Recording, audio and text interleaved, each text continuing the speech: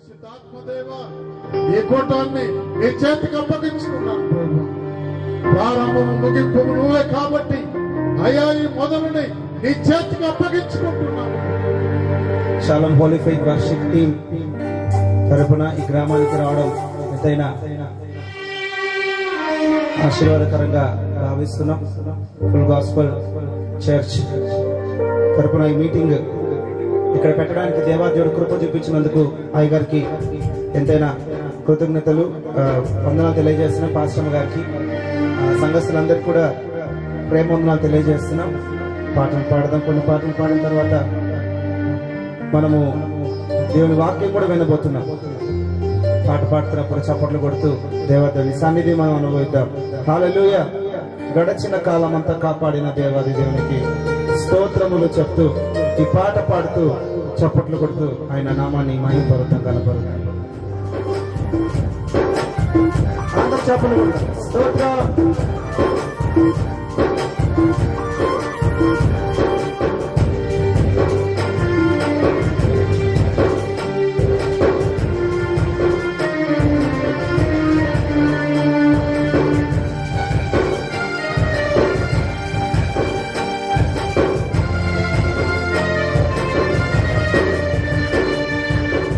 గడచిన కాలం కృపలో మమ్ము దాచిన దేవా నీకు స్తోత్రము. పగలు రేయి కనుపాపవలే కాచిన దేవా నీకు స్తోత్రము. పడదాం. గడచిన కాలం కృపలో మమ్ము కాచిన దేవా నీకు స్తోత్రము. పగలు రే కనుపాపవలే కాచిన దేవా నీకు స్తోత్రము. మము కాచిన దేవా నీకు స్తోత్రము. కాపాడిన దేవా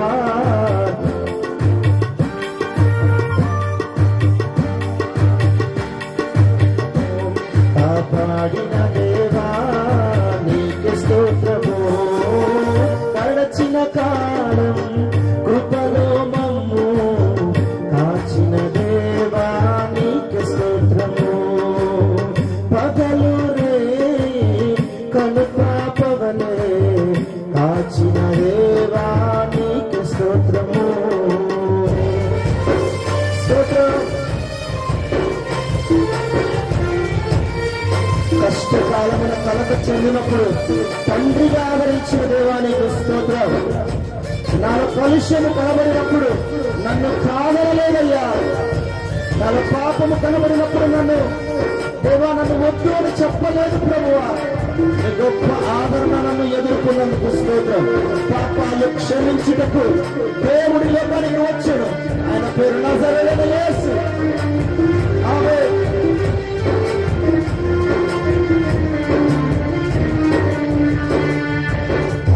చెందిన కష్టకాలమున కన్న తండ్రివై నన్ను ఆదరించిన కలుషము నాలో కానవచ్చిన కాదనక నన్ను కరుణించిన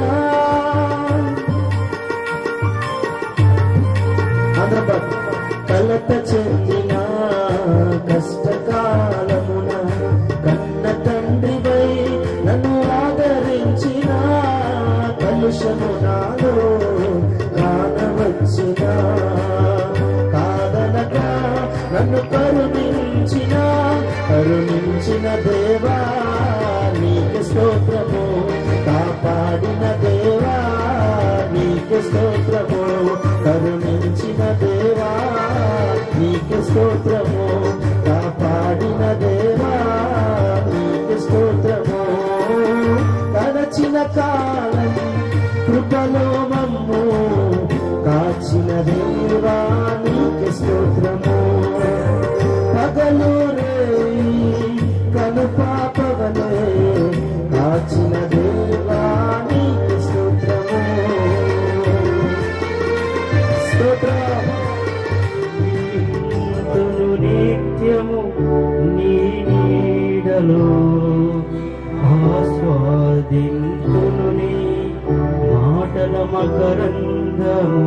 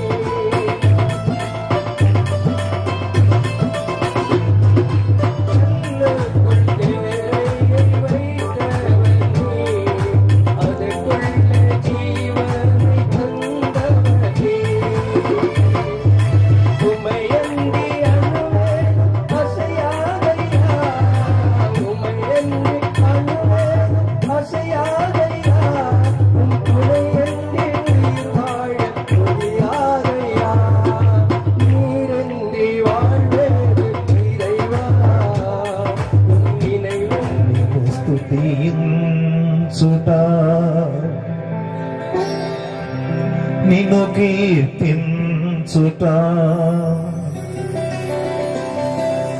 నా జీవిత ధన్యమో.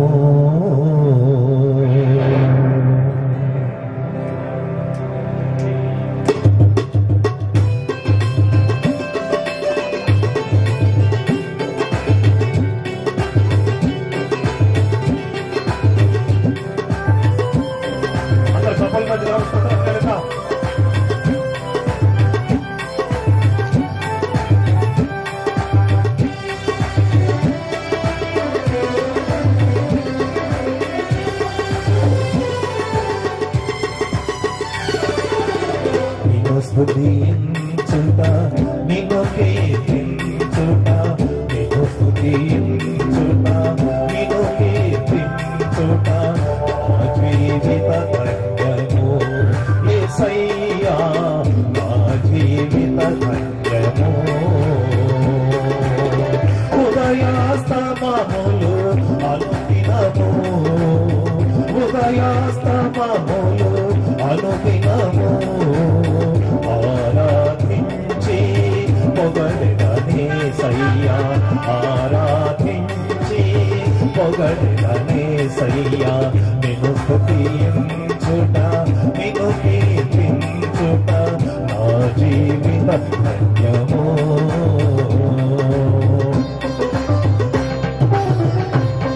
పరిశుద్ధాత్మ దేవుడు మన మధ్యలో ఉన్నాడు. ఆత్మదేవుడు మన మధ్యలో ప్రతి ఒక్కరి మీద ఆత్మ అభిషేకాన్ని ఇవ్వబోతున్నాడు. ఆత్మ అభిషేకాన్ని పొందుకోవాలంటే మనం దేవుని స్తుతించుట ఎంతైనా మంచిది.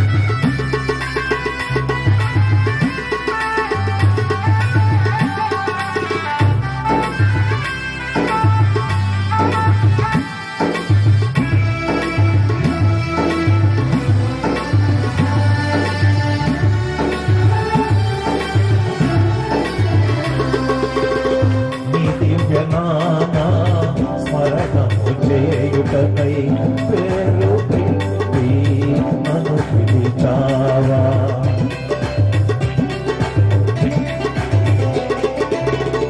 నీ సత్య మార్గము ప్రకటించుటకై నన్ను ఏర్పరచుకున్నావా.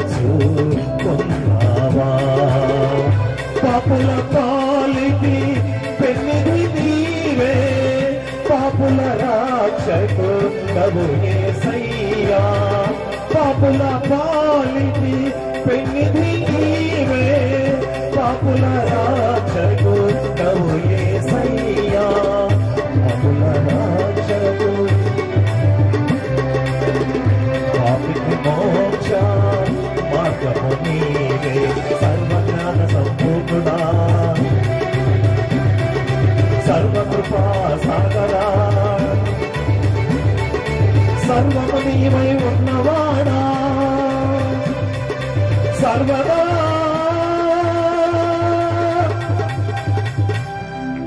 కాపాడువాడా. నిన్ను స్తుతించుట నిన్ను కీర్తించుట నా జీవిత ధన్యము యేసయ్యా నా జీవిత ధన్యము.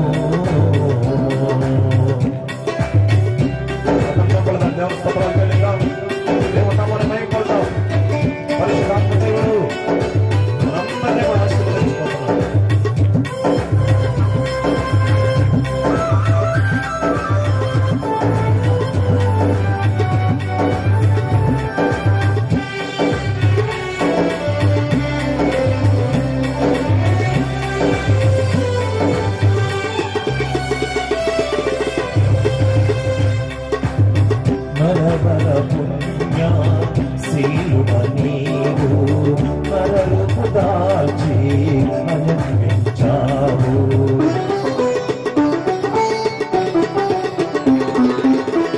నా పాపములే భరించావు నా దోషములే తొలగించావు.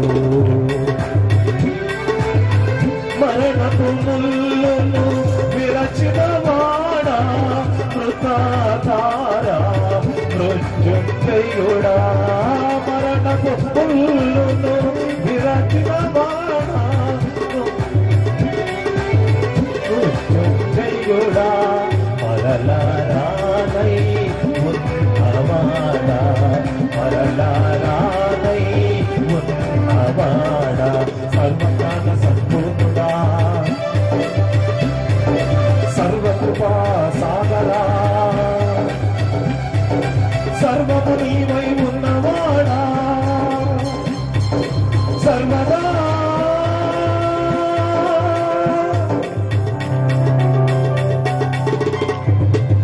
పాడువాడా నిన్ను స్తుతించుట నిన్ను కీర్తించుట నిన్ను స్తుతించుట నిన్ను కీర్తించుట నా జీవిత ధన్యము యేసయ్యా నా జీవిత ధన్యము ఉదయాస్తమములు అనుదినము ఉదయాస్తమములు అనుదినము ఆరాధించి పొగడని సయ్యా ఆరాధించి పొగడని సయ్యా నిన్ను స్తుతించుట నిన్ను కీర్తించుట నిన్ను స్తుతించుట నిన్ను కీర్తించుట ఆ జీవిత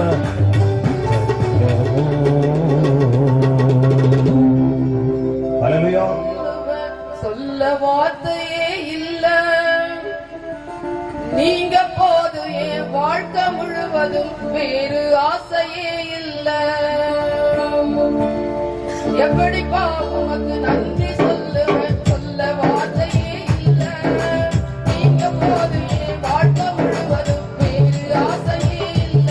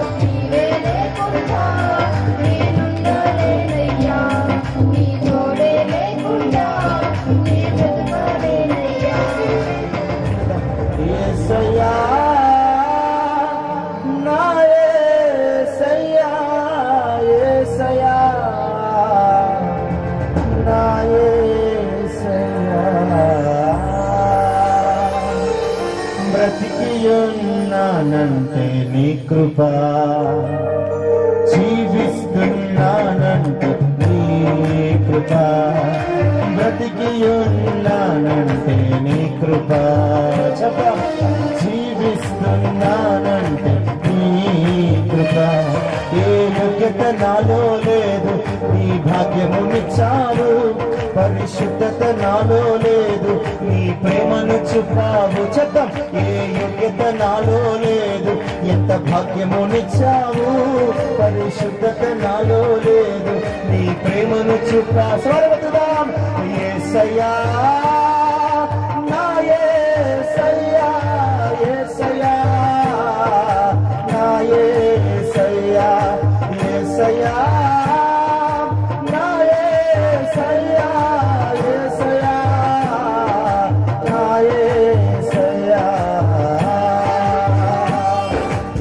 స్తోత్ర సభలు అందరూ కలిసి మన జీవిత యాత్రలో ముందుకెళ్తుండగా అనేకమైన తుఫానులు, అనేకమైన వరదల వంటి శ్రమలు వస్తున్నప్పటికీ ఇంకా మనం బ్రతికినామంటే విశేషమైన తెలుసా, మన బలము కాదు, మన శక్తి కానే కాదు, మన పరపతి అంతకంటే కానే కాదు, కేవలం ఆయన ఉచితమైన కృప. కళ్ళ ముసుకొని దేవా, దేవుడు ప్రభువా, నన్ను నీవు నిలబెట్టావు, నీకు స్తోత్రం. నా కుటుంబాన్ని నిలబెట్టావు, నీకు స్తోత్రం. అవమానాల గుండా, నిందల గుండా వెళ్తున్నప్పటికీ నాయన నీ చేయి నన్ను వదిలిపెట్టలేదు కనుక నీకు స్తోత్రం అని చెప్తాం. సభలు పెడతాం. స్తోత్రమయ్యా. కళ్ళు మూసుకున్నారు. నా జీవిత నామా సాగుచుండగా తుఫానులు వరదలు విసిరికొట్టగా కదలలేక నా కథ ముగించబోగా నువ్వు పదా అంటూ నన్ను నడిపినావు. స్తోత్రం. నా జీవిత నామా సాగుచుండగా తుఫానులు వరదలు విసిరికొట్టగా కదలలేక నా కథ ముగించబోగా నువ్వు పదా అంటూ నన్ను నడిపినావు. సదా నిన్ను సేవిస్తూ సాగిపోయేదా, నీ పాదాల చెంతనే వాలిపోయేదా. సదా నిన్ను సేవిస్తూ సాగిపోయేదా, నీ పాదాల చెంతనే వాలిపోయేదా. సమగ్ర యేసయ్యా అనగసి, యేసయ్యా నా యేసయ్యా, యేసయ్యా అందరూ పాడతాం. యేసయ్యా నా యేసయ్యా. నా సాక్ష్యం అంతా చెప్పను, నా జీవితంలో జరిగిన ఒక చిన్న విషయం చెప్పాలని ఆశపడుతున్నాను. నేను తిరుపతిలో పుట్టి పెరిగి అక్కడే జీవిస్తూ వచ్చినాను. చిన్నతనం నుండి క్రైస్తవులే, అలాగే జీవిస్తూ వచ్చినాను. మా తల్లిదండ్రులు క్రైస్తవులు, మా ఇంట్లో అందరూ కూడా దేవుణ్ణి ఎరిగిన వారే. నేను కూడా 1982 సంవత్సరమున యేసు ప్రభువును నమ్ముకున్నాను. దానికి ముందు నామకార్థ క్రైస్తవులుగా జీవిస్తూ వచ్చినాను. దేవుని నమ్ముకోవడం అంటే ఏంటంటే, చాలా మంది కూడా దేవుని గుడికి వస్తే అది నమ్ముకున్నట్టు, ఆదివారం వచ్చి ఇక్కడ కొంచెంసేపు కూర్చొని వెళ్ళిపోతే అది నమ్ముకున్నట్టు కాదు. కానీ దేవుడు మన కొరకు కలువరి సిలువలో తన రక్తాన్ని కార్చి నిన్ను నన్ను రక్షించడానికి ఇష్టపడినాడు కనుక ఎవరైతే ఆయన వద్దకు వచ్చి పాపాలు ఒప్పుకుంటారో, ఎవరైతే ఆయన వద్దకు వచ్చి పశ్చాత్తాపడతారో వారిని దేవుడు రక్షిస్తాడు. వారు ఆయన బిడ్డలుగా జీవించడానికి ఆయన తోడు నడిపిస్తూ వస్తాడు. అటువంటి అనుభవంలో నేను 1982 సంవత్సరం వచ్చాను. 82వ సంవత్సరం దేవుని నమ్ముకుంటూ దేవుని మందిరంలో జీవిస్తూ ఒక క్రైస్తవుడిగా జీవించడానికి దేవుడు నిన్ను నడిపిస్తూ వచ్చినాడు. అలా జీవిస్తూ వచ్చినప్పుడు నాకు దేవుడు అన్ని విధాలుగా నేను ఊహించినటువంటి ఉద్యోగం నాకు ఇచ్చాడు. ఎస్వి యూనివర్సిటీలో ఉద్యోగం చేస్తూ వచ్చినాను. అట్లా నేను 40 సంవత్సరములు ఆ యొక్క యూనివర్సిటీలో ఉద్యోగం చేస్తూ రిటైర్డ్ అయినాను. 1917 సంవత్సరంలో రిటైర్డ్ అయ్యాను. అయినప్పుడు నుండి నేను దేవుని యొక్క పనుల్లోనే ఉంటూ వస్తున్నాను. కానీ నా జీవితంలో ఈ 2023 సంవత్సరం నా జీవితంలో అతి భయంకరమైన మరణానికి నేను పాత్రునైనాను. ఏంటంటే నేను ఊహించలేదు నా జీవితంలో అలా జరుగుతుందని.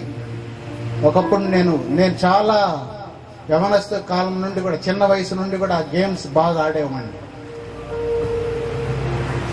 కరాటీ నేర్చుకున్నాను, కర్రసాం నేర్చుకున్నాను, అన్ని కూడా నేర్చుకున్నాను. కానీ 2023 సంవత్సరంలో ఫిబ్రవరి మాసంలో ఇవన్నీ కూడా నన్ను కాపాడలేకపోయింది. కారణం ఏంటంటే నా జీవితంలో ఊహించినటువంటి, నేనే నమ్మలేను అటువంటి స్థితికి నేను వెళ్ళాను. నేను ఇట్లా నడుస్తూ ఉంటే నా జీవితంలో ఆయాసం వచ్చేది.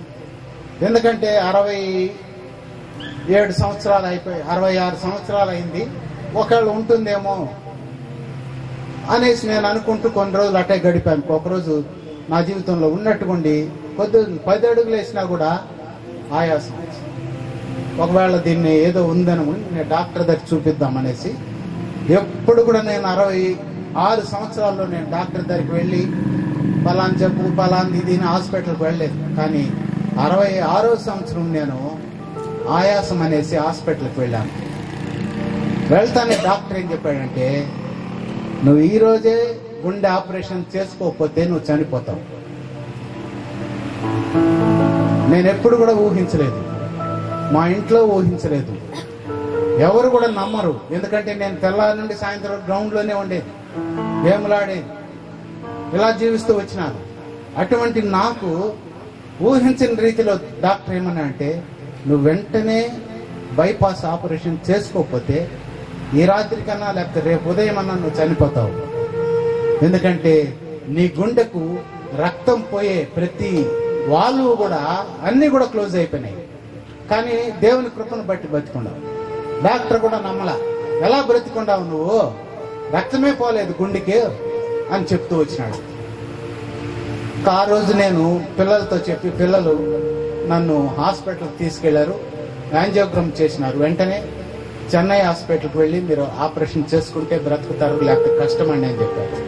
చూడడానికి నేను మామూలుగానే ఉన్నాను, కానీ గుండెకు రక్తం పోకుండా అతి భయంకరమైన మరణ స్థితిలో ఉన్నాను. వెంటనే మెడ్రాస్కి వెళ్ళాము. అక్కడ విజయ హాస్పిటల్లో అడ్మిట్ అయ్యాము. అడ్మిట్ అయినాక డాక్టర్ అన్ని చెక్ చేసి ఆపరేషన్ చేస్తామండి అని చెప్తూ ఒక 2-3 రోజులు అక్కడే పెట్టారు. పెట్టిన తర్వాత 4వ రోజు 5వ రోజు నన్ను ఆపరేషన్ తీసుకొని వెళ్ళారు. నేను ఊహించలేదు నాకు అటువంటి జబ్బు వస్తుందని, అటువంటి స్థితి వస్తుందని నేను ఎప్పుడు కూడా తలంచలేదు. వెంటనే బైపాస్ ఆపరేషన్. నేను ఎన్ని గంటలు జరిగిందంటే, ఉదయం 8 గంటలకు నేను లోపలికి వెళ్ళాను ఆపరేషన్ థియేటర్కి. సాయంత్రం 5 గంటల వరకు ఆపరేషన్ చేసి నేను బ్రతుకుతానే అనుకోలేదు. నేను వెళ్ళేటప్పుడు, ప్రభువా నాకెందుకు ఈ స్థితి, నేను చేసిన పాపాలన్నీ క్షమించండి, నేను చేసిన తప్పులన్నీ కూడా క్షమించండి, నాకు ప్రాణం ఇవ్వండి, మీ కొరకు నమ్మకంగా జీవిస్తాను, నీ బిడ్డగా జీవిస్తానని ప్రార్థన చేస్తున్నాను. స్ట్రక్చర్ మీద పండబెట్టినప్పుడు ప్రార్థన చేసుకుని నన్ను ఆపరేషన్ థియేటర్ వెళ్ళినాక ఆపరేషన్ మొత్తం ఇచ్చినారు. ఉదయం 8 నుండి సాయంత్రం 5 వరకు కూడా ఆపరేషన్ చేసినారు. ఆపరేషన్ చేసిన వెంటనే ఐసీయూలో పెట్టారు. 3 రోజులు 4 రోజులు అక్కడ ఉన్నా. ఈ ఆపరేషన్ చేసేటప్పుడు గొంతులో ఒక ట్యూబ్ పెడతారు, గాలికి ఆహారం 3 రోజులు. ఆ ట్యూబ్ పెట్టేసినారు.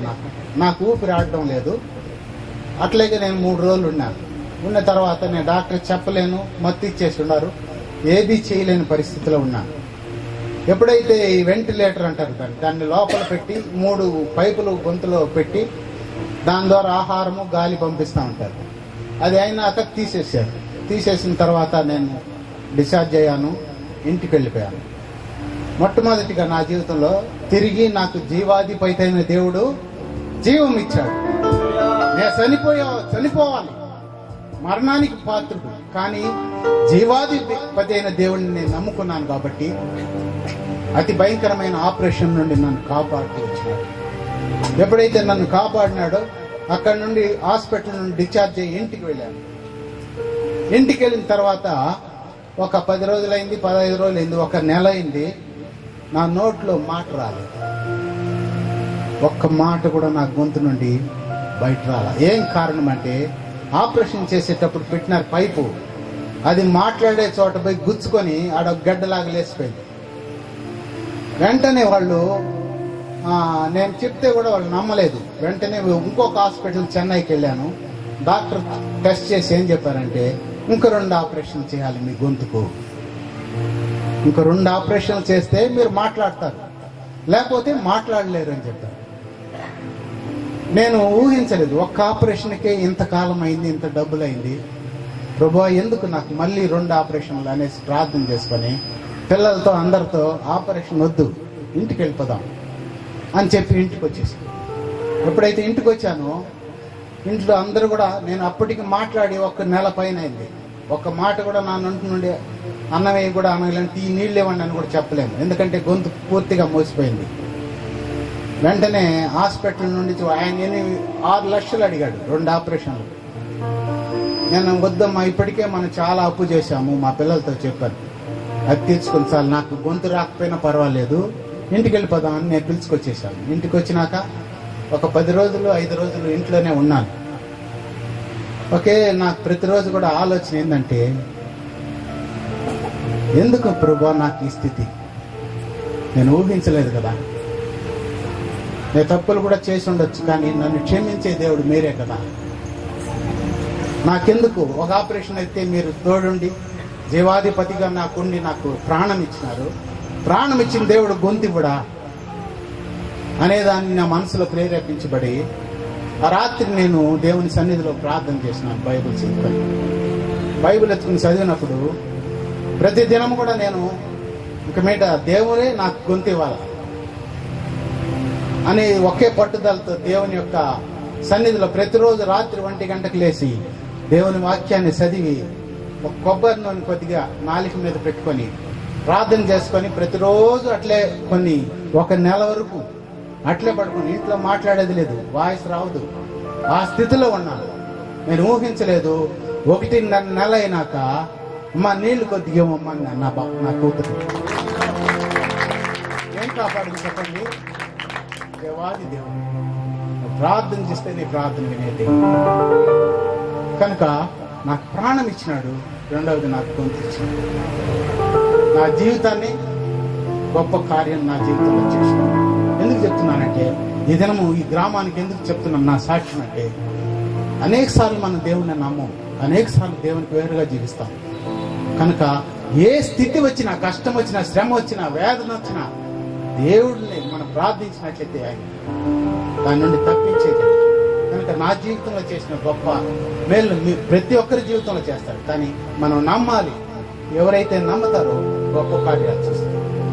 కనుక నా జీవితంలో చేసిన గొప్ప కార్యం ఏంటంటే నాకు ఊహించలేదు. డాక్టర్లు అయితే నీ గొంతే రాదయ్యా, ఒకసారి ఆపరేషన్ చేయాలి, అప్పటికి రాదు, రెండోసారి నీ పేగులు కూడా తీసి గొంతులో పెట్టాలి, కొద్దిగా కన్నం తీసి అక్కడ పెడితేనే 2వ ఆపరేషన్కి వస్తుంది, 6 లక్షలు కడితే నీకు వస్తుంది అన్నాడు. నేను ఊహించలేదు. నేను ప్రార్థనలో మాత్రమే జీవితం గడిపాను. 1.5 నెల అయినాక నా గొంతుకు దేవుడు ముట్టాడు,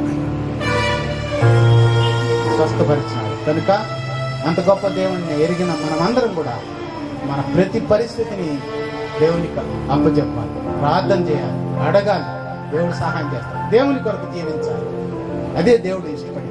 కనుక నా జీవితంలో చేసిన సాక్ష్యం మీ జీవితంలో కూడా చేస్తాడు. కనుక దేవుడు ఈ సాక్ష్యాన్ని దీవించి దగ్గరికి చెప్పండి కొడదాం. యేసు క్రీస్తు కృప మనందరికి తోడై నడిపించును గాక. అందరూ ఆమేన్ ఆమేన్. ఎందుకంటే ఆమేన్ అనేది బైబిల్లో ఎన్ని దగ్గరలో ఉందండి? బైబిల్ గ్రంథంలో ఆమెన్ అనేది పదం ఎన్ని దగ్గరలో ఉంది? అసలు ఉందా? ఉంది కదా? ఎన్ని దగ్గరలో ఉంది? ఒకే దగ్గర ఉంటుంది, ప్రకటన గ్రంథం. ఆమేన్. ఆమేన్ అంటే అర్థం ఏంటంటే పాస్టర్ గారు చెప్పుకుంటారు, మనం అడిగినవి దేవుని దగ్గర నుంచి ఏదైతే మనకు కావాలని అడిగామో అవి ఇచ్చారు అని నమ్మి ప్రార్థన చేయటం. ఆమేన్. అవి ఇవ్వాలా కానీ ఇచ్చేసాడు దేవుడు, అది విశ్వాసం. దేవుని నామానికి మహిమ కలుగును గాక. మరి సమయం లేదు కాబట్టి నేరుగా దేవుని వాక్యంలోకి ప్రవేశిస్తే ఇక ఎలాంటి ఉపోద్ఘాతాలు అక్కర్లేదు. Shalom Holi faith Worship Team Tirupati వారిచే మరి సుమారుగా 2011వ సంవత్సరం నుంచి ఈ యొక్క సువార్త సేవ జరుగుతుంది. మరి మిల్టన్ అన్నగారు, మా టీం డైరెక్టర్ ఎవెనేజర్ గారు, జీవా, మరి ఇంకా కొంతమంది సాల్మన్, ఇంకా కొంతమంది రాలేదు. మరి మేమందరం కలిసి మరి ఇన్ని సంవత్సరములు దేవుని సేవలో ముందుకు సాగిపోతున్నాం. ఎక్కడెక్కడో మరి మా సొంత ఖర్చులతో మేము వెళ్తున్నాం. బిడ్డలకి ఏమి వాయిద్యాలు వాయించే వాళ్ళకి ఎవరేమి ఇవ్వట్లేదు. మరి ఈ గ్రామాన్ని అనొచ్చో పట్టణం అనొచ్చు, ఇది టౌన్ నాకు తెలియదు. ఈ గ్రామాన్ని ప్రేమించాడు కాబట్టి దేవుడు మమ్మల్ని మీ దగ్గరికి పంపించాడు.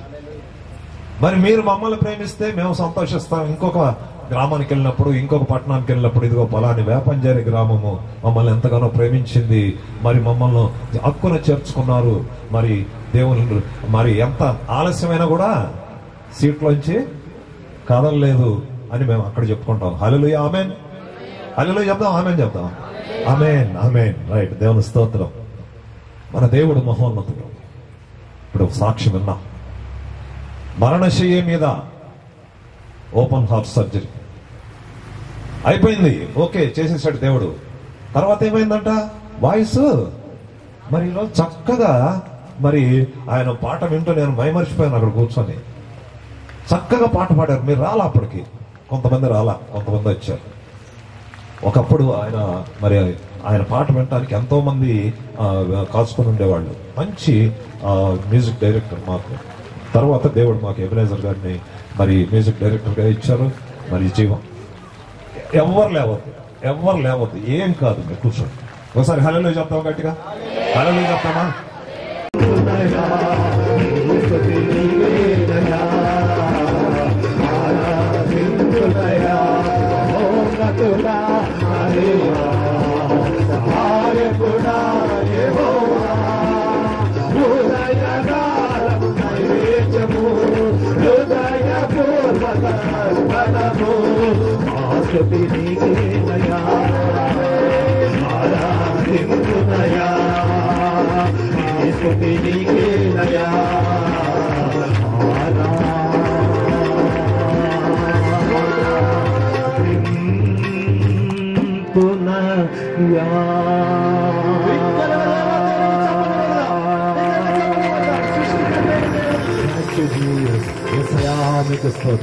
యేసయ్యా మీరు మంచి దేవుడయ్యా.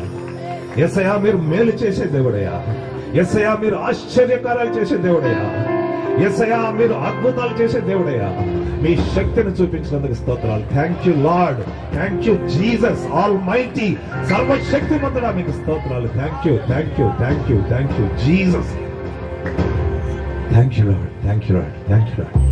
యేసయ్య నామానికి మహిమ కలుగును గాక. గట్టిగా చప్పట్లు తట్టి దేవుని స్తోత్రాలు చెల్లిద్దామా? హల్లెలూయా, హల్లెలూయా. ఆయనకు అసాధ్యమైనది ఏది లేదు. ఎందుకనగా మరి ఈ లోకాన్ని నోటి మాటతో సృష్టించిన దేవుడే అంటున్నాడు మన దేవుడు. దేంతో సృష్టించాడండి దేవుడు? నోటి మాటతో దేవుడు ఈ లోకాన్ని సృష్టించాడు.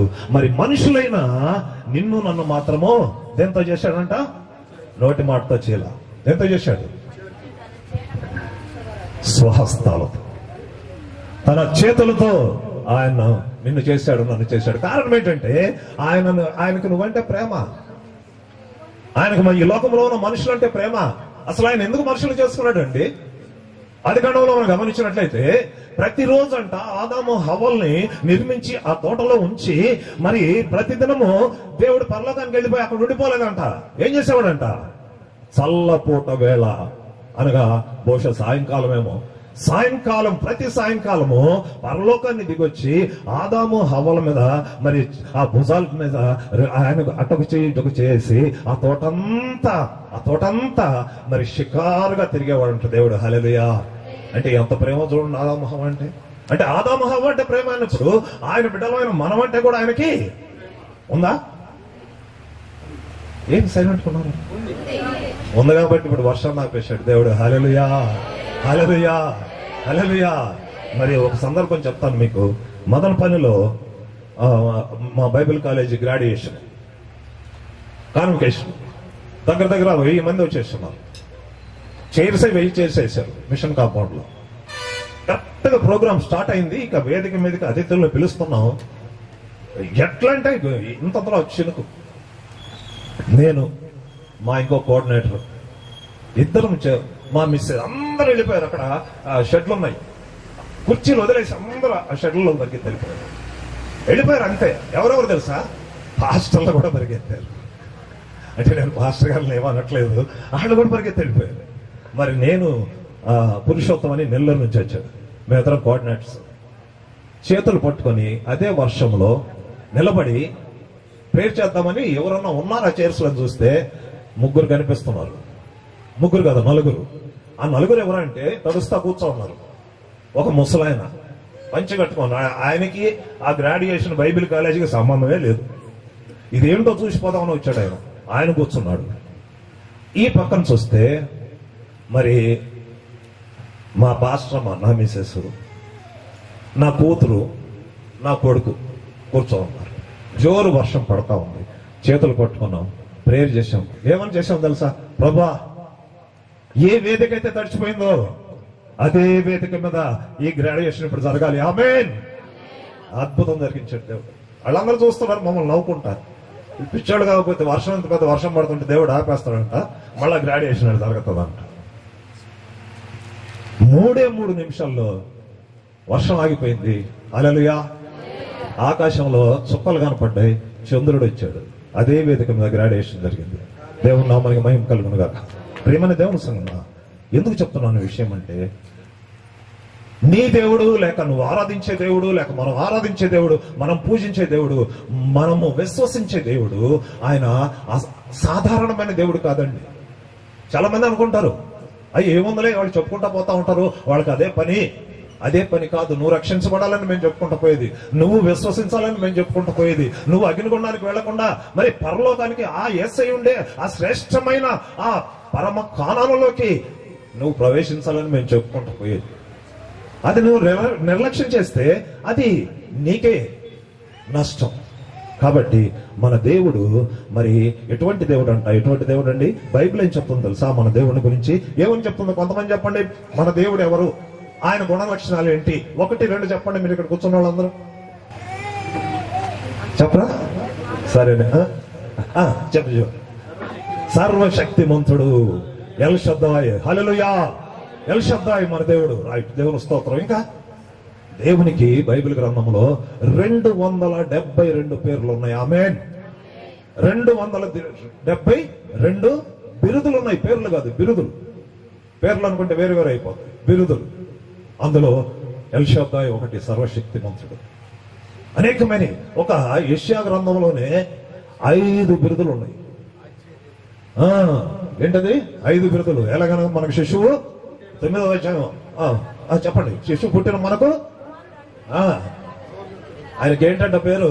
ఆశ్చర్యకరుడు 1, ఆలోచనకర్త 2,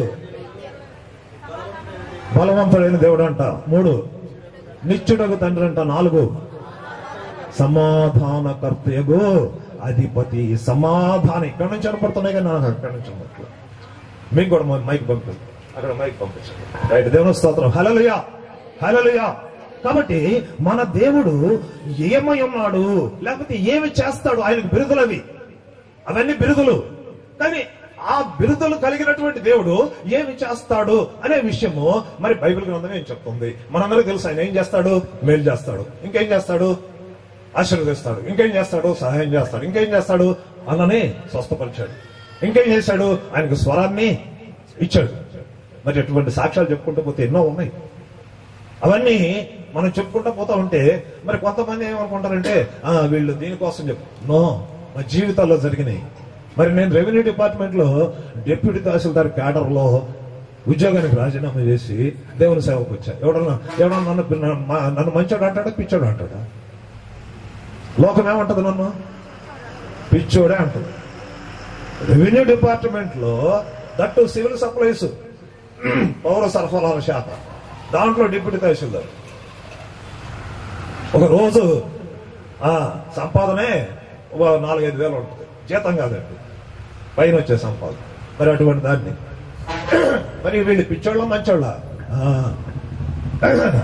సిలువను కూర్చున్న వార్త నశించుతున్న వారికి వేరేతనము, కానీ రక్షించబడుతున్న నీకు నాకు మాత్రము దేవుని శక్తి ఏముంది. ఆ శక్తిని బట్టి ఇది రాను ఇక్కడికి నిలబడి మీతో 4 మాటలు మాట్లాడటానికి ఈ గ్రామంలో ఉన్న మరి ఈ మైక్ ద్వారా ఎవరైతే దేవుని యొక్క వాక్యం వినాలని ఇంట్లో కూర్చొని వింటున్నారో వారందరూ కూడా దేవుని వాక్యము నేనేం చెప్పను, యేసయ్య దేవుడు ఏమై ఉన్నాడు, దేవుడు ఏం చేస్తాడు అనే విషయం 4 మాటలు చెప్పి నేను ముగిస్తాను. దేవుడు ఏం చేస్తాడు? దేవుడు ఏం చేస్తాడంటే అనేక మంది చెప్తాడు దేవుడు స్వస్థపరుస్తాడు, బాగు చేస్తాడు, డబ్బు ఇస్తాడు, ఉద్యోగం ఇస్తాడు, లేకపోతే వివాహం ఇస్తాడు, పిల్లలు లేకపోతే పిల్లలు ఇస్తారు, ఇవన్నీ చెప్తా ఉంటారు. అవన్నీ ఇస్తాడు దేవుడు, కానీ అసలు దేవుడు ఏమిస్తాడు, ఒరిజినల్ వాస్తవంగా దేవుడు ఏమిస్తాడు అనేది మనం చెప్పుకోవటం కాదు, బైబిల్ గ్రంథము మనకు తెలియజేయాలి.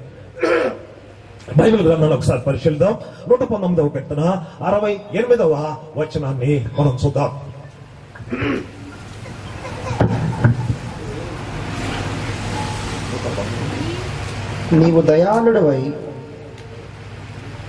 నీవు దయాళుడవై మేలు చేయుచున్నావు, నీ కట్టడలను నాకు బోధింపుము.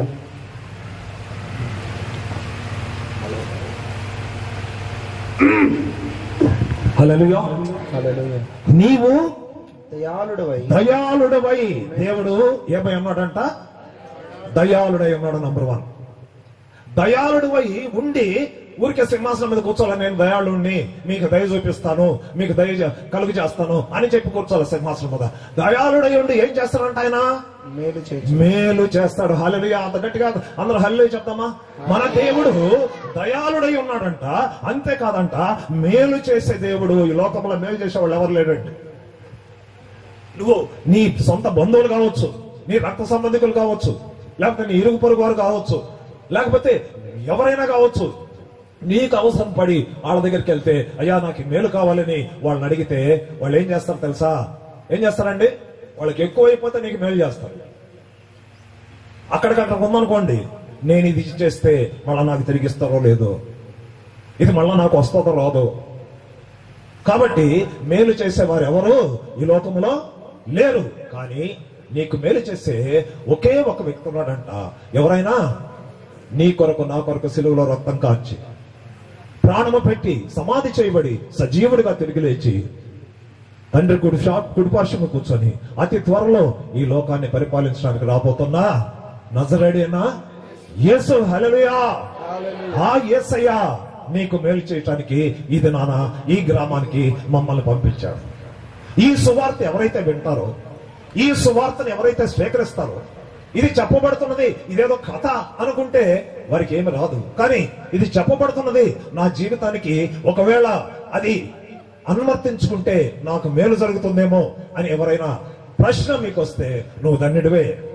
ఎందుకంటే నా యేసయ్య మేలు చేసే దేవుడు. హల్లెలూయా. నా యేసయ్య మేలు చేసే దేవుడు. అంతేకాదంట ఆయన దయాళుడై ఉన్నాడంట. ఎంత ఘోర పాపినైనా ఆయన దగ్గరికి వచ్చి ప్రభా నా పాపాలు క్షమించంటే ఆయన దయాళుడై ఉన్నాడు కాబట్టి వారి పాపాలు క్షమించే దేవుడు. ఇది నాన్న నువ్వు ఏ స్థితిలో ఉన్నావో నాకైతే తెలియదు. నువ్వు ఏ మరి మోసకరమైన పరిస్థితిలో ఉన్నావేమో, లేకపోతే ఏ భయంకరమైన స్థితిలో ఉన్నావేమో, ఎటువంటి ఘోరమైన పరిస్థితుల్లో ఉన్నావేమో నాకు తెలియదు. అవన్నీ వాటన్నిటి నుంచి నువ్వు తప్పించబడి నువ్వు సంతోషంగా నీ జీవితాన్ని మరి ఈ లోకంలో కొనసాగించాలంటే నువ్వు ఒకే పని చెయ్యి. ఏంటా పని అంటే దయాళుడైన మేలు చేసి యేసయ్య దగ్గరికి రా. వచ్చి ఒకే మాట. శంకర్ ఏం చేశాడండి? దేవాలయానికి 2 వెళ్ళారంట. ఎవరాళ్ళు? ఒకళ్ళు పరిసయ్యుడు, ఇంకొకడు శంకరి. పరసైడ్ ఎక్కడికి వెళ్ళాడు? డైరెక్ట్గా పాస్టర్ గారి దగ్గరికి వచ్చి నిలబడ్డాడు. అంటే పాస్టర్ గారు ఉండే ప్రదేశానికి. కానీ సుంకరి ఎక్కడ నిలబడి? సుంకరి అంటే ఎవరు? సుంకరి పాపి. ఏంటంటే వాడు సుంక మోసాలు చేసేవాడు, ట్యాక్స్ కలెక్ట్ చేసేవాడు. గవర్నమెంట్ ₹1 చేయమంటే వీడు ₹2 చేస్తాడు, కాబట్టి పాపి. మరి అతను కూడా దేవుణ్ణి ఆరాధించడానికి వచ్చాడు. కానీ ఎక్కడ నిలబడ్డాడంట? ఓ దూరముగా వెనకాల గేట్ దగ్గర నిలబడ్డాడేమో. ఇక్కడ నిలబడి ఈ ముందు పాస్టర్ గారు ఉండే ప్రదేశంలో వచ్చి ప్రార్థన చేస్తున్నటువంటి ఆ యొక్క మరి భక్తిపరుడు చేతుల పైకి ఏం చేస్తున్నాడంట? ఓ ప్రభువా నేను నీతి పరుణ్ణి, ఓ ప్రభువా నేను దానాలు చేశాను, ఓ ప్రభువా నేను ధర్మాలు చేశాను, ఓ ప్రభువా నేను అన్నదానాలు చేశాను, ఓ ప్రభువా నేను వస్త్రదానాలు చేశాను, గోదానం భూదానం, ప్రపంచంలో ఎన్ని దానాలు ఉన్నాయో అన్ని దానాలు చేస్తూ ఉన్నాను, కాబట్టి నేను అర్పించే అర్పణ స్వీకరించు. ఎవరు చేశారండి ఈ ప్రార్థన? పరిసయ్యుడు. ఈ ప్రార్థనలో ఏం కనిపిస్తుంది మనకి? ఈ ప్రార్థనలో ఏం కనిపిస్తుంది? స్వనీతి కనపడతా, రైట్, గర్వం. దేవుడికి లేదు కాబట్టి ఈయన ఇచ్చాడంట, దేవుడికి ఆ భోజనం లేదు కాబట్టి అన్నదానం చేశాడంట, దేవుడికి బట్టలు లేవు కాబట్టి వస్త్రదానం చేశాడంట, దేవుడికి భూమి లేదు కాబట్టి భూదానం చేశాడంట, ఆవు లేదు కాబట్టి గోదానం చేశాడంట. అది తిరిగి దేవుడికి చెప్పుకుంటున్నాడు. చెప్పుకొని నన్ను నీతిమంతుడుగా తీర్చు, నేను అర్పించే అర్పణను అంగీకరించన్నాడు. మరి దేవుడు అంగీకరించాడా? ఎట్టి పరిస్థితులు. ఎందుకంటే ఆయన త్రాసు న్యాయమైన త్రాసు, అన్యాయమైన త్రాసు కాదు దేవునిది. హల్లెలూయా. మరి ఆ వెనకాల నిలబడిన వాడు ఏం చేస్తున్నాడంట?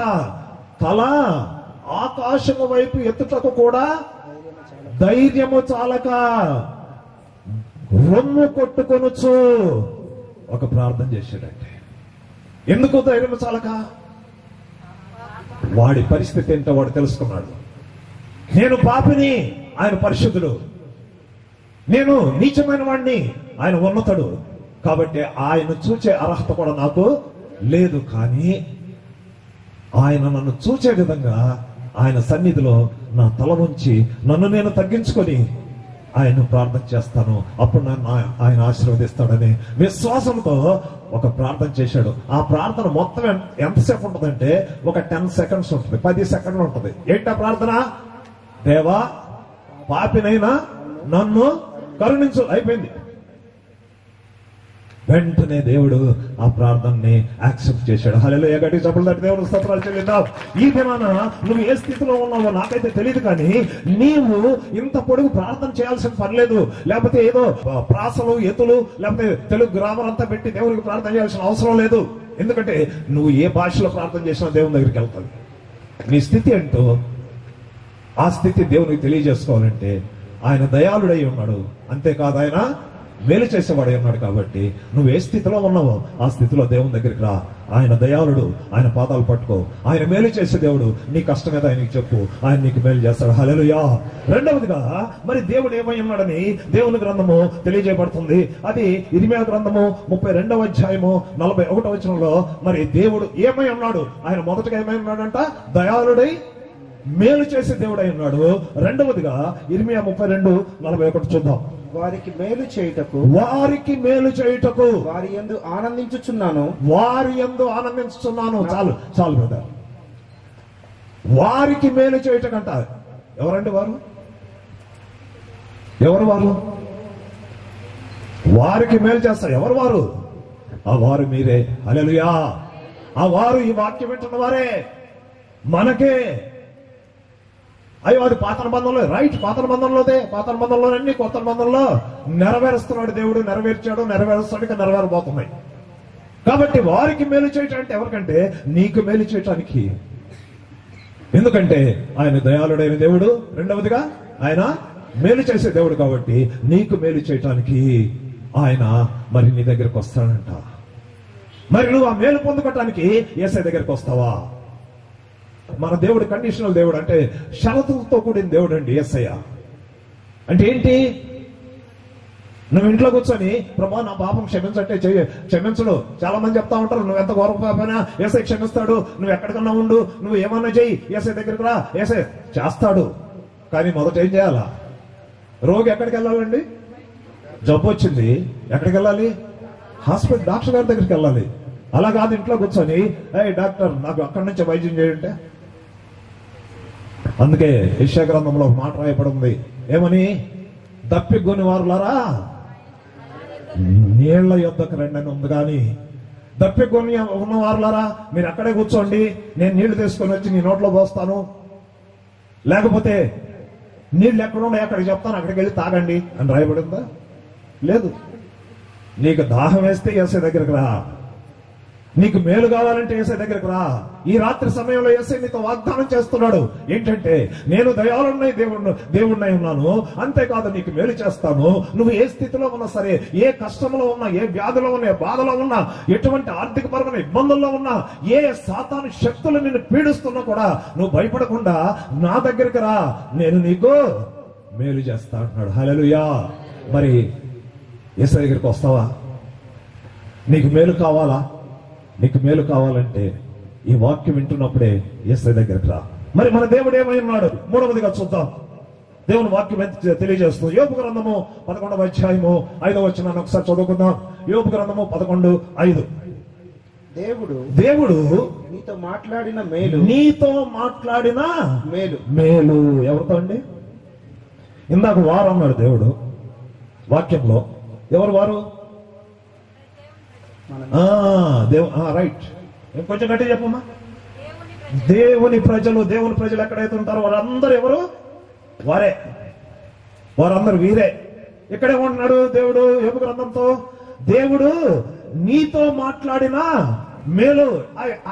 నీతో ఎవరు? నువ్వు ఇక్కడ కూర్చున్న నువ్వే, ఇక్కడ కూర్చున్న మనమే. దేవుడు నీతో మాట్లాడితే ఏమొస్తుందంట? మేలు వస్తుందంట. ఈ లోకంలో అనేక మంది దగ్గరికి వెళ్ళి అనేక మంది మాట్లాడుతూ ఉంటారు, లేకపోతే అనేక ప్రదేశాల్లో కూర్చొని అనేకమైనటువంటి మరి మాటలు మాట్లాడుకుంటూ ఉంటారు. దానివల్ల ఉపయోగం ఏంటంటే ఒకరికొకరికి గొడవలు, ఒకళ్ళొకళ్ళు కొట్టుకోవటం, తిట్టుకోవటం తప్పించి దానివల్ల ఎటువంటి మేలు జరగట్లేదు. మరి ఆ 4 ఇళ్ళలో ఒక దగ్గర కూర్చున్నారు అనుకోండి, తెల్లారిపాటికి 2 ఇళ్ళకి గొడవలు వచ్చేస్తాయి. ఎందుకు? ఆయమ్మట, ఈ అమ్మట, ఆయనట్ట, ఈయనట్ట. ఇదే. దీనివల్ల ఎవరికన్నా మేలుందా? దీనివల్ల నష్టం తప్పించి మేలు లేదు. కానీ దేవుడు నీతో మాట్లాడితే ఎవరితో మాట్లాడతాడంట? ఎవరితో? చెప్పండి. నాతో అని చెప్పండి. ఎవరికి వాళ్ళు చెప్పండి. దేవుడు మాట్లాడితే నాకు మేలు. హల్లెలూయా. ఈ రాత్రి దేవుడు నీకు మేలు కలుగ చేస్తున్నాడు. మరి ఒక భక్తుడు అంటాడు, మనందరూ తెలిసిన భక్తుడే, ఇప్పుడు పరలోకంలో ఉన్నాడు ఆయన. ఏమంటాడు ఆయన? నీవు మాట్లాడని రోజునా నా కన్నులకు నిద్ర కలువాయనే. నీవు మాట్లాడని రోజునా నా కన్నులకు నిద్ర కలువాయనే. నీవు పెదవిప్పిన రోజునా నీ సన్నిధి సాక్షిక దయలాయనే. నీవు పెదవిప్పిన రోజునా నీ సన్నిధి సాక్షిక దయలాయనే. నీ సన్నిధి సాక్షిక దయలాయనే. యేసయ్యా హృదయ స్పందన నీవే కదా. విశ్వమంత నీ నామము ఘననీయము. విశ్వమంత నీ నామము ఘననీయము. యేసయ్యా.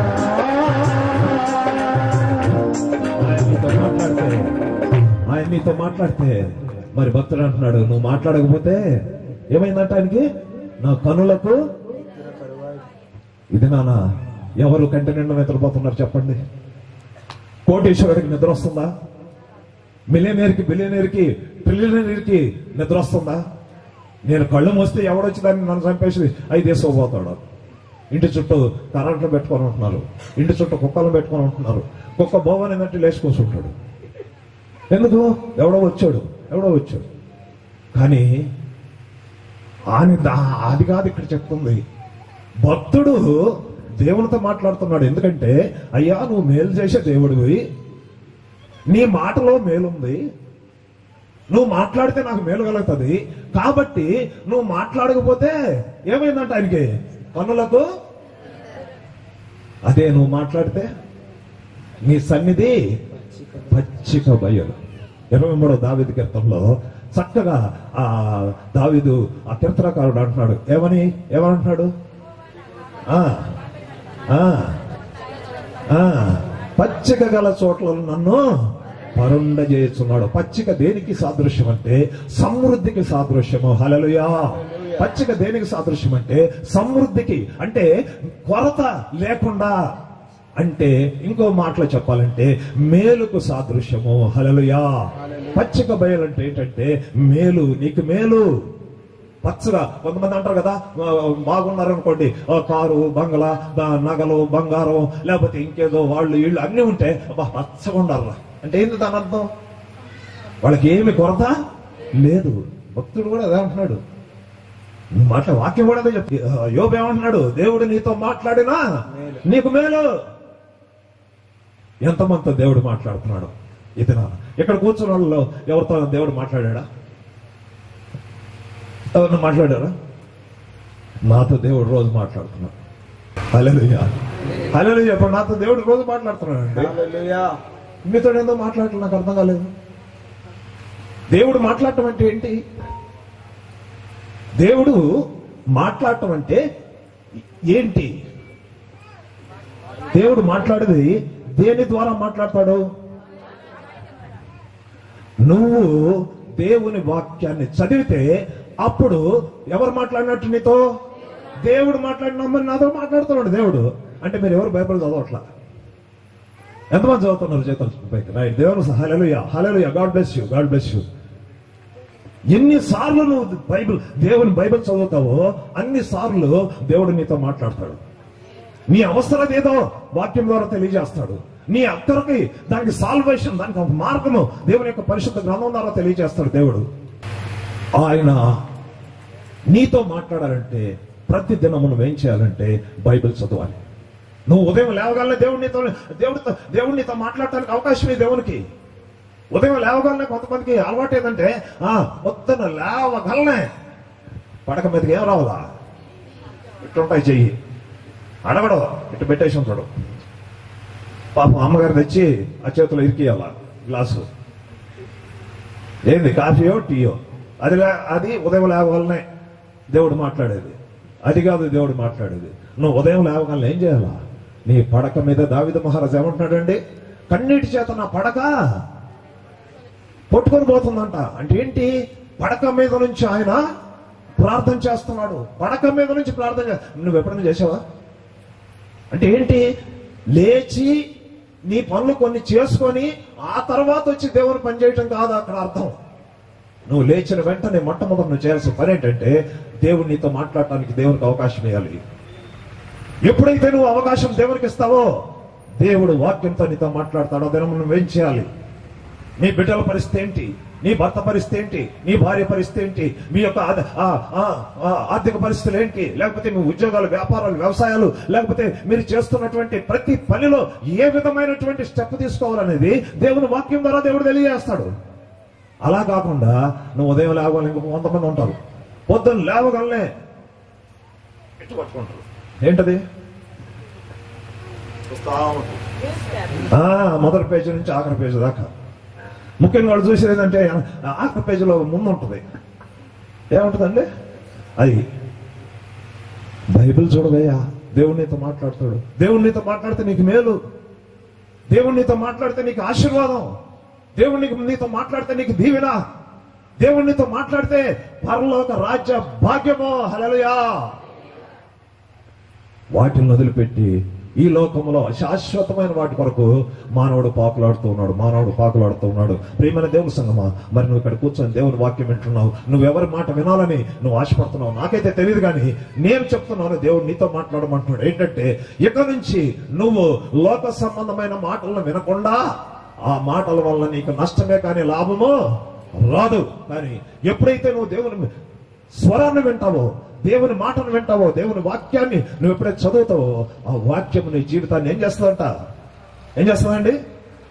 2 అంచులు కలిగిన ఖడ్గము. అది ఎక్కడికి పోతుందంట? ఎముకున్న మూలుగులోకి 2 భాగాలు చేస్తుందంట. అంత పొదనైనటువంటి వాక్యం. అంటే దాని అర్థం ఏంటంటే నువ్వు వాక్యాన్ని ఏం చేయాలా? వాక్యాన్ని ఏం చేయాలా? ఏం చేయాలండి? ఎక్కడ వినాలా వాక్యము? వాక్యం వినాలా, రైట్. ఎక్కడ వినాలా? ప్రకటన గ్రంథం 1వ అధ్యాయం 3వ వచనం చదవండి.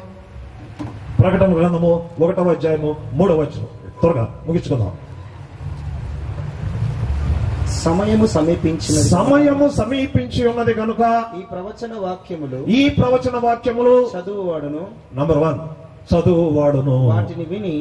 నంబర్ 2 వాటిని వినువారును. ఇందులో వ్రాయబడిన సంగతులను. నంబర్ 3 ఆ సంగతులను గైకొను వాడును. ధన్యులు. ఎవడంట? ధన్యుడు, ధన్యుడు, ధన్యుడు. ధన్యుడు అంటే ఏంటి? అతనికి మేలు కలుగును. ఏం చేయాలంటే ఇప్పుడు 3 పనులు చేయాలా? 3 పనులు చేయాలా? నంబర్ 1 ఏంటి? చదవాలి. ఎక్కడ చదవాలి? ఎక్కడ చదవాలంటే దేవుని వాక్యాన్ని నువ్వు ఇంట్లో చదువు. కొంతమంది చర్చికి వచ్చి పాస్టర్ గారు అక్కడ గొంతు చించుకొని ఆయన ఆ చెమటలు కక్కతాక, ఫ్యాన్ లేకపోయినా కరెంట్ లేకపోయినా నీ కోసం నీకు వాక్యం చెప్తా ఉంటే అప్పుడు ఏందో అర్జెంట్ లాగా అప్పుడు దాకా ఏదో మరి దేవుని భయభక్తులు అన్ని అక్కడే కనపడతాయి. బైబిల్ తీసి చదువుతుంటావు. నువ్వు ఎందుకు చర్చికి వచ్చింది? అది చదువుకొని నీ ఇంట్లో చదువుకోవాలి. నువ్వు చర్చికి వచ్చి ఏం చేయాలి? దేవుని వాక్యాన్ని వినాలి. ఫస్ట్ చదవాలి, నీ ఇంట్లో చదవాలా. రెండవది ఏం చేయాలంట? వినాలి. ఎక్కడ వినాలి? దేవుని సన్నిధిలో. ప్రతి ఆదివారం దినమున నీవు, నీ కుటుంబము, నీ బిడ్డలు అందరూ కూడా నీ పనులు పక్కన పెట్టి దేవుని సన్నిధికి వచ్చి అక్కడ చెప్పబడే వాక్యం నీవు విన్నప్పుడు ఆ వాక్యము ఆ వారమంతా మళ్ళా వచ్చి ఆదివారం వరకు నిన్ను నడిపిస్తుంది. హల్లెలూయా. దైవజనుడు మరి శనివారం అంతా నీకేం చెప్పాలని, నీకే ఆశీర్వాదం దేవుడు ఇస్తాడో, నీ కుటుంబానికి ఏ కష్టం వచ్చిందో మరి వాటన్నిటికీ మరి దేవుడు ఒక మార్గం చూపిస్తాడని మోకరించి కన్నీటితో ప్రార్థన చేస్తూ ఉంటాడు శనివారం దినమున. ఎవరి కోసం? ఆయన కోసం కాదు, ఆయన భార్య పాస్టర్ గారి కోసం కాదు, వాళ్ళ బిడ్డల కోసం కాదు. ఎవరి కోసం చేస్తారండి? సంఘము కోసం, ఆత్మీయ బిడ్డల కోసం, మీకోసం ప్రార్థన చేస్తారు. ఆ రాత్రంతా వారు ప్రిపేర్ అయ్యి ఉదయాన మరి దేవుని సన్నిధిలో వచ్చి వారు నిలబడితే మరి మనము ఒక 10 మంది 20 మంది కనపడ్డాం అనుకోండి, ఎంత బాధగా ఉంటుంది ఒకసారి ఆలోచించండి. పాస్టర్ గారికి ఎంత బాధ ఉంటే యేసయ్యకి ఎంత బాధ ఉంటుంది. యేసయ్యని సిలువలో చేతుల్లో శీలలు కొట్టారు, తల మీద ముళ్ళ కిరీటం పెట్టారు, కాళ్ళల్లో శీలలు కొట్టారు, పక్కలో పొడిచారు, వీపు మీద 1 తక్కువ 40 కొరడా దెబ్బలు, అంటే 39 కొరడా దెబ్బలు. మరి ఇంత బాధ పెట్టాం మనం. అంటే మనం అంటే నేను వేయలేదా సిలువ, వాళ్ళు వేశారు, నేను లేనప్పుడు అంటారేమో మీరు. మనమంటే మానవులు. ఇంత బాధ పెట్టినా కూడా ఆయన నిన్ను ప్రేమించి ఆయన నీతో మాట్లాడాడు. ఎందుకంటే ఆయన మాట్లాడితే నీకు మేలు కలగటానికి. మరి నీ మేలు గురించి యేసయ్య ఆలోచిస్తున్నాడు. మరి యేసయ్య గురించి నువ్వు ఎప్పుడన్నా ఆలోచిస్తున్నావా? యేసయ్య గురించి నాకు మేలు చేసే దేవుడు నా యేసయ్య. కాబట్టి నేను ఆయనకు భయభక్తులు కలిగి ఉండాలి, ఆయన ఎందుకు విశ్వాసం ఉంచాలి, ఆయన సన్నిధిలో నేను, నా కుటుంబం, నా బిడ్డలు మరి సంతోషిస్తూ గంతులు వేయాలి. నా సంఘ కాపరికి మరి నేను లోబడి ఉండాలి, లేకపోతే నా సంఘానికి నేను కట్టుబడి ఉండాలి, లేకపోతే నా సంఘానికి అనేకులను మరి అవసరతలో అక్కర్లో ఉన్న వారిని తీసుకురావాలి, వారికి దేవుని ఆశీర్వాదాలు కలిగించాలని ఏనాడు నువ్వు అనుకుంటే నువ్వు సంతోషమే, నువ్వు ధనుడివే, ధనురాలువే. అలా కాకుండా నేను వస్తున్నాను వెళ్తున్నాను అనుకుంటే ఏదో పాస్టర్ గారి కోసం, అది వేస్ట్. నువ్వు రావటం కూడా పాస్టర్ గారి కోసం రావద్దు గుడికి. ఎవరి కోసం రావాలా? ఎవరి కోసం రావాలమ్మా? దేవుని కోసం కూడా రావద్దు. దేవుని కోసం నువ్వేంది వచ్చేది? నీ కోసం రావాలా, నీ బాగు కోసం రావాలా, నీకు మేలు కలిగేదాని కోసం రావాలా. అక్కడ దేవుడు తన వాక్కుని నీకు వినిపిస్తా ఉంటాడు, తన యొక్క స్వరాన్ని నీకు వినిపిస్తా ఉంటాడు, నీతోటి మాట్లాడుతూ ఉంటాడు. అక్కడ ఆయన మాట్లాడితే నీకు మేలు. కాబట్టి దేవుని సన్నిధికి మనము దేనికోసం రావాలంటే మన బిడ్డల మేలు కోసం రావాలా, మన మేలు కోసం రావాలా, మన కుటుంబం మేలు కోసం దేవుని సన్నిధికి వస్తే ఆయన వాక్యం వింటే ఆ మాట నీ జీవితాన్ని మేలుకరంగా మారుస్తుంది. రైట్. కాబట్టి ఇప్పుడు దేవుడు ఎవరని తెలుసుకున్నాం. 3 విషయాల్లో బైబిల్ గ్రంథం ఏం చెప్పిందండి? మొదట దేవుడు ఎవరంట? ఆయన దయాళుడై మేలు చేసే దేవుడు. నంబర్ 1. నంబర్ 2, ఆయన మేలు చేసే దేవుడు. రైట్. మేలు చేసే దాంట్లో ఆయన ఏం చేస్తాడంట? ఇర్మియా 32:41 ఒకసారి చదవండి. వారికి మేలు చేయుటకు వారి యందు ఆనందించుచున్నాను. ఏం చేస్తున్నాడంట? మేలు చేయుటకు వారి యందు ఆనందిస్తున్నాడంట. ఎవరు ఇప్పుడు మీ బంధువుల ఇంటికి వెళ్ళారు. ఎందుకు? ఒక 10,000 కోసం. పోయి అన్న నాకు 10,000 కావాలంటే ఆయన దగ్గర 10,000 ఉన్నాయో, 20,000 ఉన్నాయో, ₹1,00,000 ఉన్నాయో, ఆయన ఏమని ఇస్తాడు? నీకు ఏమనుకుంటా ఇస్తాడు? నీకు ఇచ్చేటప్పుడు బాగానే ఇస్తాడు, నవ్వుతా మొహం పెట్టి. లోపల ఏమనుకుంటాడు తెలుసా? ఈ 10,000 మళ్ళీ తిరిగి వస్తాయా? వస్తే ఎప్పటికి వస్తాయి? సరే లేట్ అయినా కూడా వడ్డీ ఏమని ఇస్తారా? ఇన్ని లోపల పెట్టుకొని ఆయన నీకు 10,000 ఇస్తాడు. కానీ మన దేవుడు ఏం చేస్తాడంట? దేవుడు మేలు చేయుటలో ఆనందించువాడేమన్నట. హల్లెలూయా చెప్తాం అందరం. ఆనందించే దేవుడు అంటే నీకు మేలు చేసి ఆయన ఆనందిస్తాడు అంటే ఎటువంటి దేవుడు చూడండి ఆయన. మరి అటువంటి దేవుని దగ్గరికి రాకుండా ఎంతకాలం మన హృదయాలను కఠినం చేసుకుంటాం? మన దేవుడు ఆనందించే దేవుడు. దేనికి? మేలు నీకు మేలు చేసేదానికి ఆయన ఆనందిస్తాడు. అబ్బా నా బిడ్డ వచ్చింది, కష్టంలో వచ్చింది, నేను ఆమెకు మేలు చేయాలా అని ఆయన ఆనందిస్తాడు. మరి ఆయన దయాళుడై మేలు చేసే దేవుడు అంట. అంతేకాదు ఆయన మాట్లాడితే మనకు మేలంట. ఇది దేవుని యొక్క లక్షణం. ఇవి మన దేవుడు ఏమై ఉన్నాడని తెలుసుకోవడానికి బైబిల్ గ్రంథంలో బ్రీఫ్ గా ఒక 2-3 మరి ఉదాహరణలు, ఎగ్జాంపుల్స్ మనం ఓకే. ఇప్పుడు దేవుడు ఎటువంటి దేవుడు అని తెలుసుకున్నాం? దేవుడు వీటన్నింటి కలిపి ఒకటి చెప్పండి. దేవుడు మేలు చేసే దేవుడు. హల్లెలూయా. దయాళుడు, మేలు చేసే దేవుడు, సంతోషించే, ఇవన్నీ అన్ని కలుపుకుంటే ఈజ్ ఈక్వల్ టు దేవుడు యేసయ్య మేలు చేసే దేవుడు. రైట్ కదా? మరి యేసయ్య మేలు చేస్తాడు, ఆయన అక్కడే కూర్చో ఉంటాడు, నువ్వు ఇక్కడే కూర్చో ఉంటావు. ఆయన దగ్గర నుంచి నీకు మేలు ఎట్ట వస్తుంది? ప్రార్థన చేయాలా? రైట్. దేవుని స్తోత్రం. ఇంకేం చేయాలమ్మా? ప్రార్థన చేస్తే మేలు వస్తుంది. మేలు కాదు, నువ్వు గట్టిగా ప్రార్థన చేస్తే, నువ్వు విశ్వాసంతో ప్రార్థన చేస్తే, నువ్వు హృదయపూర్వకంగా నువ్వు ప్రార్థన చేస్తే ఆయన దిగి వస్తాడు నీ దగ్గరికి. హల్లెలూయా. ఆయనే వస్తాడు, నీతో మాట్లాడతాడు. రైట్. ప్రార్థన చేయాలి. సరే, మనం చెప్పుకునేది కాదు. బైబిల్ గ్రంథము దేవుడు మేలు చేసే దేవుడు. ఆ మేలు మానవులైన మనం పొందుకోవాలంటే మనం ఏం చేయాలి? వాక్యం చదవాలి, ప్రార్థన చేయాలి, ఆజ్ఞలు గైకొనాలి. రైట్. ఇవన్నీ మనం చెప్పుకుంటున్నాం. అంటే ఏంటి? బైబిల్ గ్రంథంలోవే మన అనుభవాలు మనం చెప్పుకుంటున్నాం. అసలు వాస్తవంగా దేవుని దగ్గర నుంచి మేలు మనం ఒక మనిషి, ఒక మానవుడు, అది ఎవరన్నా కానీ క్రైస్తవులే కాదండి, దేవుడు ఎవరికైనా మేలు చేసే దేవుడే. హల్లెలూయా. ఆయన సర్వభూమికి రాజు అయి ఉన్నాడు. నువ్వెవరివన్నా కావచ్చు, నువ్వే వర్ణము, ఏ జాతి, ఏ కులం, ఏ మతం, ఏ రంగు, ఏ దేశం, ఏదైనా కావచ్చు. ప్రభువా నన్ను కాపాడంటే ఆయన హక్కును చేర్చుకునే దేవుడు. హల్లెలూయా. చాలా మంది అనుకుంటారు క్రైస్తవులు గుడికి పోతారు, మతంలో దిగిపోయారు. ఇది మతంలో దిగిపోవటం కాదు, నువ్వు బురదలో కూరుకొనిపోయింటే పైకి లాగటం. హల్లెలూయా. దిగిపోవటం కాదు, పైకి ఎత్తటం, పైకి రావటం. దేవుని స్తోత్రం. హల్లెలూయా. కాబట్టి దేవుని దగ్గర నుంచి నీవు మేలు పొందుకోవాలంటే ఏం చేయాలి అనేది దేవుని వాక్యము ఏం చెప్తుందో మనం తెలుసుకొని ముగించుకుందాం. మనం ఏమన్నాం? ఇప్పుడు దేవుని దగ్గర నుంచి మేలు పొందాలంటే ప్రార్థన చేయాలా, దేవుని వాక్యానికి లోపడాలా, దేవుని వాక్యము చదవాలా. మరి వాక్యం ఏం చెప్తుంది? మనకు ప్రామాణికం ఏంటి? మనం చెప్పుకునే మాటలు కాదు. ఎవరు చెప్పాలి మనకి? దేవుడు చెప్పాలి. దేవుడు చెప్పాలంటే ఎవరు చెప్పాలి? వాక్యం చెప్పాలి. రైట్. వాక్యం ఏం చెప్తుందో చూద్దాం. రోమా పత్రిక 12వ అధ్యాయము 1వ వచనం చదువుకుందాం. రోమా 12:1.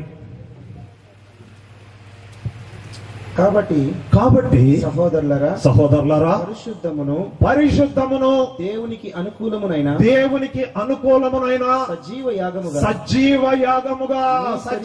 యాగముగా మీ శరీరములను మీ శరీరములను ఆయనకు సమర్పించుకొనుడని ఆయనకు సమర్పించుకొనుడని దేవుని వాత్సల్యమును బట్టి మిమ్మల్ని బ్రతిమాలుకొనుచున్నాను. దేవుని దగ్గర నుంచి మేలు పొందాలంటే మొట్టమొదటి మానవుడు చేయాల్సిన పని ఏంటంట? సజీవ యాగముగా నీ శరీరమును దేవునికి సమర్పించుకోవాలి. శరీరం సజీవ యాగం అంటే మంటేసి మంటలో దోహమని కాదు. అంటే ఏంటంటే ఈ శరీరముతో నువ్వు మరి ఎవరిని సంతోష పెట్టాలంట? దేవుణ్ణి సంతోష పెట్టాలి. అదే సజీవ యాగం. ఈ శరీరంతో ఎవరిని సంతోష పెడుతున్నాం? ఇప్పుడు మనకు తెలుసు అది. మనం ఎవరిని సంతోష పెడుతున్నామో, దేవుణ్ణి సంతోష పెడుతున్నామో, మనుషులను సంతోష పెడుతున్నామో, పక్కింటోళ్ళని సంతోష పెడుతున్నామో, అన్నదమ్ములను అక్కచెల్లెలు మనకు తెలుసు. కానీ దేవుడు మరి నేను చూస్తున్నాడు. నువ్వు అడుగుతున్నావు, ప్రభా నాకు ఈ మేలు కావాలి, నా బిడ్డకి ఉద్యోగం కావాలి, ప్రభా నాకు గర్భఫలం కావాలి, ప్రభా ఇదిగో నాకు వ్యాపారం అభివృద్ధి కావాలి, ప్రభా నాకు ఉద్యోగం రావాలి, ప్రభా లేకపోతే నేను ఒక ఇల్లు కట్టుకోవాలి, మేలు చేయి ప్రభా అంటే మరి యేసయ్య నీకు సమాధానం ఇవ్వకుండా అక్కడే కూర్చున్నాడు. నీకు సమాధానం రాలేదేమో. నువ్వేమనుకుంటున్నావు? నేను ప్రార్థన చేస్తూనే ఉన్నాను యేసయ్య నాకు ఇలేదు, ప్రార్థన చేస్తున్నాను యేసయ్యకి ఇంకెందుకులే అని నువ్వు అనుకుంటున్నావు. ఎందుకు ఇలేదో తెలుసా? ఎందుకు ఇలేదంట? నీ దేహమును సజీవ యాగముగా నువ్వు దేవునికి సమర్పించలా. కాబట్టి దేవుని దగ్గర నుంచి నీకు మేలు రావట్లేదు. కాబట్టి దేవుని దగ్గర నుంచి మేలు పొందుకోవాలంటే మొదలు చేయాల్సిన పని ఏంటి? మన శరీరములను సజీవ యాగముగా దేవునికి సమర్పించుకోవాలా. అంటే ఏంటి? ఈ శరీరముతో దేవునికి ఇష్టమైన కార్యాలు చేయాలి, కానీ దేవునికి ఇష్టం లేని కార్యాలు చేయకూడదు. అదే సజీవ యాగం. దేవునికి ఆయనకి ఇష్టం లేని కార్యాలు నీ దేహము ద్వారా నువ్వు జరిగిస్తే ఈ దినాన ఈ దేహము ద్వారా ఎన్ని దేవునికి ఇష్టం లేని కార్యాలు జరిగిస్తున్నారో తెలుసా? ఎవరో సంగతి అక్కర్లే, మన సంగతి చెప్పుకుందాం, మన కుటుంబాల సంగతి చెప్పుకుందాం. ఈ దేహము ద్వారా మరి భయంకరమైన దేవునికి విరోధమైన కార్యాలు జరిగిస్తూ ఉన్నాం. ముఖ్యంగా యవనస్తులు, ప్రియమైన దేవుని సంగమా, మరి మిలిటరీలోకి ఎన్ని సంవత్సరాల నుంచి ఎన్ని సంవత్సరాల లోపల ఉండే బిడ్డలు తీసుకుంటారండి? మగపిల్లలు మిలిటరీకి తెలుసా మీకు? 18 సంవత్సరాల నుంచి 22 సంవత్సరాలు. సార్ పోలీస్ డిపార్ట్మెంట్ 22 సంవత్సరాల లోపు పిల్లలను మాత్రమే. 23 సంవత్సరాలు 22 దాటిందనుకో యు అన్ఫిట్, గెట్ అవుట్. ఇంకా 18 లోపల ఉండడం అనుకో దానికి అన్ఫిట్. అంటే ఏంటి? ఈ 18 నుంచి 22 సంవత్సరాల మధ్యలో ఉండే పిల్లలు వాళ్ళ దేహము గాని, వాళ్ళ మనసు గాని, వాళ్ళ చిత్తము గాని, వాళ్ళ మైండ్ సెట్టింగ్ గాని ఎలా ఉంటుందంటే, ఒక్కటి గాని వాళ్ళు చేయాలనుకుంటే 600 ప్రపంచం తల కిందులైనా కూడా వాళ్ళు చేయాలనుకుంటే అది చేస్తారు. అది వాళ్ళ యొక్క మానసిక స్థితి. ఆ 18 నుంచి 22 సంవత్సరాల వయసులో ఉండే పిల్లల్లో వాళ్ళ మానసిక స్థితి. కాబట్టి వాళ్ళను మిలిటరీకి తీసుకెళ్లి వాళ్ళకి ట్రైనింగ్ ఇస్తారు. దూకు అంటే దూకుతాడు, పడు అంటే పడతాడు, ఎగిరి అవతల గొంతు అంటే గొంతేస్తాడు. అదే 40 ఏళ్ళని తీసుకుపోయి మిలిటరీలో పెట్టి ఎక్కడి నుంచి గొంతు అంటే ఏం చేస్తారు? ఏమేస్తారా? నువ్వు వద్దు, నీ మిలిటరీ వద్దు, నాకేమొద్దు, రైట్ దేవుని వస్తుంది. కాబట్టి దేవునికి కూడా మరి చాలా మంది అంటారు, అయ్యా బాప్తీసం తీసుకోయ్యా, బాప్తీసం లేకపోతే నువ్వెంత భయభక్తులు కలిగి ఉన్నా, ఎంత దేవుని యందు మరి నువ్వు దేవునికి కానుకలు ఇస్తున్నా, లేకపోతే దైవం ఏమి ఇచ్చినా కూడా బాప్తీసం లేకపోతే పరలోక రాజ్యం చేరాలని మరి మార్కు సువార్త చివరి అధ్యాయంలో రాయబడి ఉందయ్యా. నమ్మి బాప్తీసం పొందినవాడు రక్షింపబడను, నమ్మని వానికి శిక్ష విధింపబడిన క్లియర్ గా రాశాడు ఆ మార్కు. మిగతా 3 సువార్తికులు కొంచెం ముచ్చగిచ్చి రాశారు. నమ్మిన శిష్యులుగా చేయడి అని ఒక ఆయన రాశాడు, శిష్యులుగా అయిన వాళ్ళకి బోధించుడి అని ఒక ఆయన రాశాడు. కానీ ఖచ్చితంగా రాసింది ఎవరంటే మొఖమాటం లేకుండా మార్కు ఒక్కడే. ఏమని రాశాడు? నమ్మి బాప్తీసం. నమ్మి అంటే ఎవరిని నమ్మి? యేసయ్యని నమ్మి, సొంత రక్షకుడని నమ్మి, నా కొరకు సిలువలో రక్తం కార్చాడని నమ్మి, నా కొరకు సమాధి చేయబడ్డాడు అని నమ్మి, నా కొరకు సమాధిని జయించి తిరిగి 3వ దినమున సజీవుడిగా లేచాడు అని నమ్మి బాప్తీసం పొందితే నువ్వు రక్షించబడతావంటే పరలోకానికి చేరతావు. లేకపోతే నమ్మని వానికి శిక్ష. శిక్ష అంటే ఏంటి? అగ్నిగుండం. మరి నువ్వు నమ్మి రక్షించబడతావా? నమ్మక శిక్షించబడతావా? నీ ఇష్టం. బలవంతం ఏమి లేదు. యేసు ఎవరిని బలవంతం చేయడండి. చాలా మంది అనుకుంటారు, అబ్బా వీళ్ళకి ఇదే పని, సందు దొరికితే దేవుని స్వాది. ఎవరికి చెప్పం. ఆ రోజులు పోయినాయి. గడ్డం పట్టుకొని బాబు అయ్యా ఏసై నమ్ముకోండి, ఏసై నమ్ముకోండి చెప్పే రోజులు పోయినాయి. ఎందుకంటే రాకడ అతి సమీపముగా ఉంది. ఇప్పుడు జరుగుతున్న పరిస్థితులు, ఇప్పుడు లోకంలో జరుగుతున్న పరిస్థితులు మనం చూస్తే వాక్యంలో ప్రకటన గ్రంథంలో కానీ, దానియేలు గ్రంథంలో కానీ, లేకపోతే మత్తయి సువార్తలో కానీ 24, 25 అధ్యాయాలు మీరు చదివితే ఇంటికి వెళ్ళి అక్కడ ఏమైతే రాయబడి ఉన్నాయో అవన్నీ దినాలు మనం చూస్తున్నాం లోకంలో. అంటే ఏంటి చెప్పాడు యేసయ్య, ఇవి జరుగుతున్నప్పుడు మీరు భయపడద్దు, అంతము అప్పుడే రాదు. ఓసారి మేము క్యారల్స్ కి క్రిస్మస్ సీజన్ అది, ఒక విలేజ్కి వెళ్ళాం. క్యారల్స్ కి 2 ఇళ్ళు ఉంటే వాళ్ళ ఇంటికి దర్శించదు వెళ్ళాం. వాళ్ళు ఏం చేశారంటే చుట్టుపక్కల వాళ్ళందరినీ పిలిచారు. పిలిచి స్వీట్ హాట్ అవన్నీ పెట్టి సరే వాళ్ళకి విశేష చెప్పి వస్తా ఉంటే అందులో ఒక ఆయన ఉండి సార్ సార్ సార్ అన్నాడు. చెప్పు బ్రదర్. ఆ టైంలో కొంతమంది పుకారు లేపారు. ఏమని? క్రైస్తవులే, అన్యులు కూడా లేపారు. లోకము డిసెంబరు 27వ తారీఖు 28వ తారీఖు అంతమైపోతుంది అని ఒక ఇది పుకారు లేచింది. అందరూ పేపర్లు అదే, టీవీలు అదే, ఏడ చూసిన అదే డిస్కషన్లు, డిబేట్లు. ఆయన వచ్చి సార్ 27వ తారీఖు అంతమంట కదా, మరి ఏంది సంగతి అంటే, ఎవరు చెప్పారు నీకు? అందరూ చెప్పుకుంటారు సార్, మీకు తెలియదా అన్నాడు. అయ్యా నాకైతే తెలియదు. ఏదైంది సార్? నాకు అంతం ఎప్పుడో నాకు తెలుసు. అంతం ఎప్పుడో నాకు తెలుసు. ఎట్లా తెలుసు సార్? నాకు తెలుసా, నా దేవుడు చెప్పాడు. నాకు ఏమని చెప్పాడు సార్? బైబిల్ తీయమన్నా. బైబిల్ తీసాడు. బ్రదర్ తీ మత్తయి సువార్త 24వ అధ్యాయం ఏంటి? అంతం ఎప్పుడు నేను చెప్తా. మీరు చెప్తారా? ఎవరైనా చెప్తారా? నేనైతే చెప్తా ధైర్యంగా. ఎందుకంటే నా యేసయ్య నాకు తెలియజేశాడు. దేని ద్వారా? ఆయన నోట నుండి వచ్చిన మాట ద్వారా. కాబట్టి నా దేవుడు నాకు చెప్పేశాడు. అంత ఎప్పుడే రాదు, నాకు తెలుసు. నువ్వు 27వ తారీఖు ఆయన చెప్పా, నువ్వు రేపు ఈరోజు 23 కదా, 25వ తారీఖు క్రిస్మస్, నువ్వు చక్కగా మా చర్చికి రా, చర్చిలో మంచి బిర్యానీ చేసి పెడతా, హాయిగా తినేసి వచ్చి మళ్ళీ ఇంట్లో పడుకొని నువ్వు నిద్రపో, నీకు అంతం రాదు. అదేంది సార్, లోకం అంతా కోడేకి వస్తా ఉంటే కొంతమంది ఆస్తులు అమ్ముకొని పోతున్నారంటే ఎందుకు? అంతం వచ్చేస్తుంది, ఇదంతా ఎవడు ఎత్తుకుపోతాడు. తిన్నాము తాగ నా ప్రాణమా, తినము తాగము సుఖించము అని ఏకరి గంతులు వేస్తున్నారు. అది మరి వాక్యం మరి నేను చెప్తే నమ్ముతావు అన్నా. చెప్పు సార్ అన్నాడు. మా వాళ్ళకి చెప్పారు, ఆయన 24 తీయండి. తీశారమ్మా? 14వ వచనం చదవండి, మీరు చదవండి. మరియు ఈ రాజ్య సువార్త, ఈ రాజ్య సువార్త. ఏ రాజ్య సువార్త? యేసయ్యను గురించిన పరలోక రాజ్య సువార్త. అది ఈ రాజ్య సువార్త. ఈ రాజ్య సువార్త అంటే ఈ భూమి మీద ఉండే రాజ్యం కాదు, పరలోకం ఉండే రాజ్యం. ఈ రాజ్య సువార్త సకల జనములకు. సకల జనములు అంటే ఎవరండి? ప్రపంచంలో చిట్ట చివరిగా పుట్టిన బిడ్డతోడు సహా. అక్కడెక్కడో మరి ఆఫ్రికా అడవుల్లో ఇంకా భక్షకులు ఉన్నారంట, మనుషులు బిక్కు తినేవాళ్ళు. వాళ్ళకు కూడా ప్రపంచంలో మనిషి అనేవాడు ఎవడైతే ఉంటాడో వారందరికీ ఈ రాజ్య సువార్త సాక్షార్థమై లోకమందంతటా అంటే ఆల్ ఓవర్ ది వరల్డ్, ప్రపంచం ఎంత ఉందో అంతవరకు ప్రకటించబడును. అటు తరువాత అంతము వచ్చును. నమ్మిన వారు హల్లెలూయా చెప్దామా? హల్లెలూయా. అంతం ఎప్పుడైనా ఎవరైనా చెప్తే నమ్మకండి.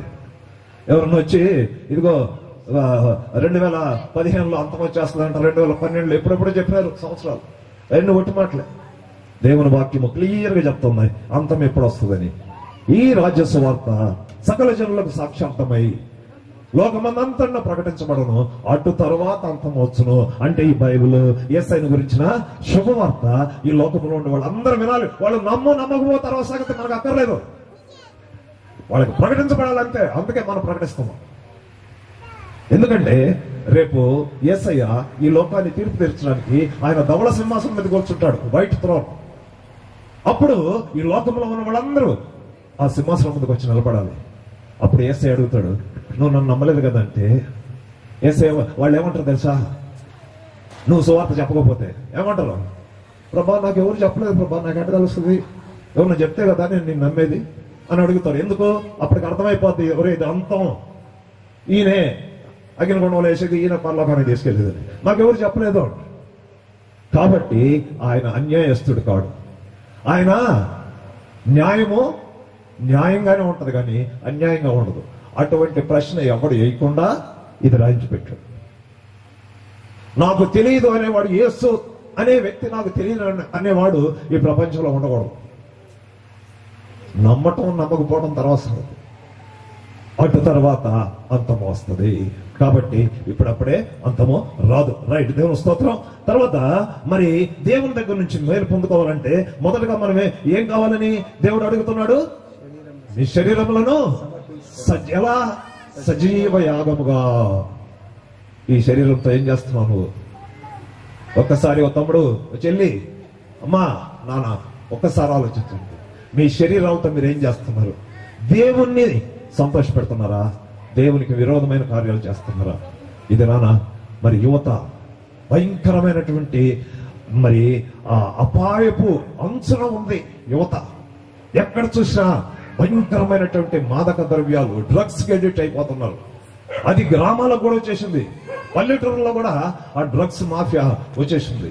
మరి యువత ఈజీగా వారికి ఇదైపోతున్నారు, అట్రాక్ట్ అయిపోతున్నారు.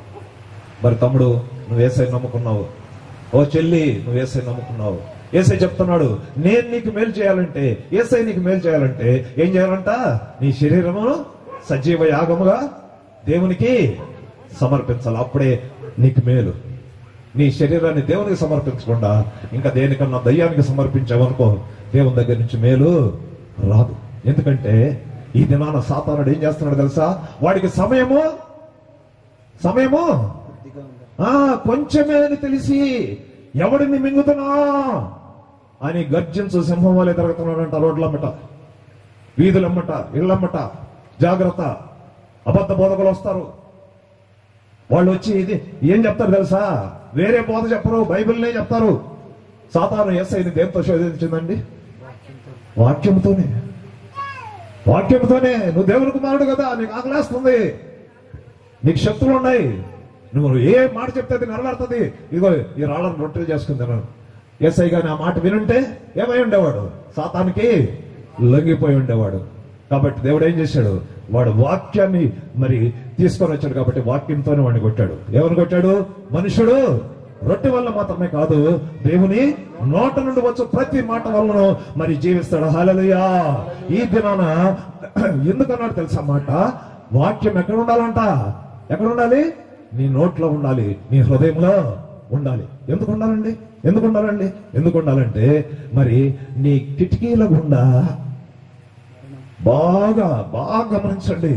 నీ కిటికీల్లో నుంచి నువ్వు అనుకుంటున్నావు నాకేం అపాయం రావట్లేదు, నాకేం ప్రాబ్లం లేదు, హాయిగా ఉన్నాను, మా ఇంట్లో మంచి టీవీ ఉంది, మంచి 150 ఇంచుల టీవీ ఉంది, దానికి అన్ని ఉన్నాయి, యూట్యూబ్ ఉంది, బ్లూటూత్ ఉంది, ఆ టూత్ ఉంది, ఈ టూత్ బ్రష్ ఉన్నాయి, అన్ని ఉన్నాయని అనుకుంటున్నావు.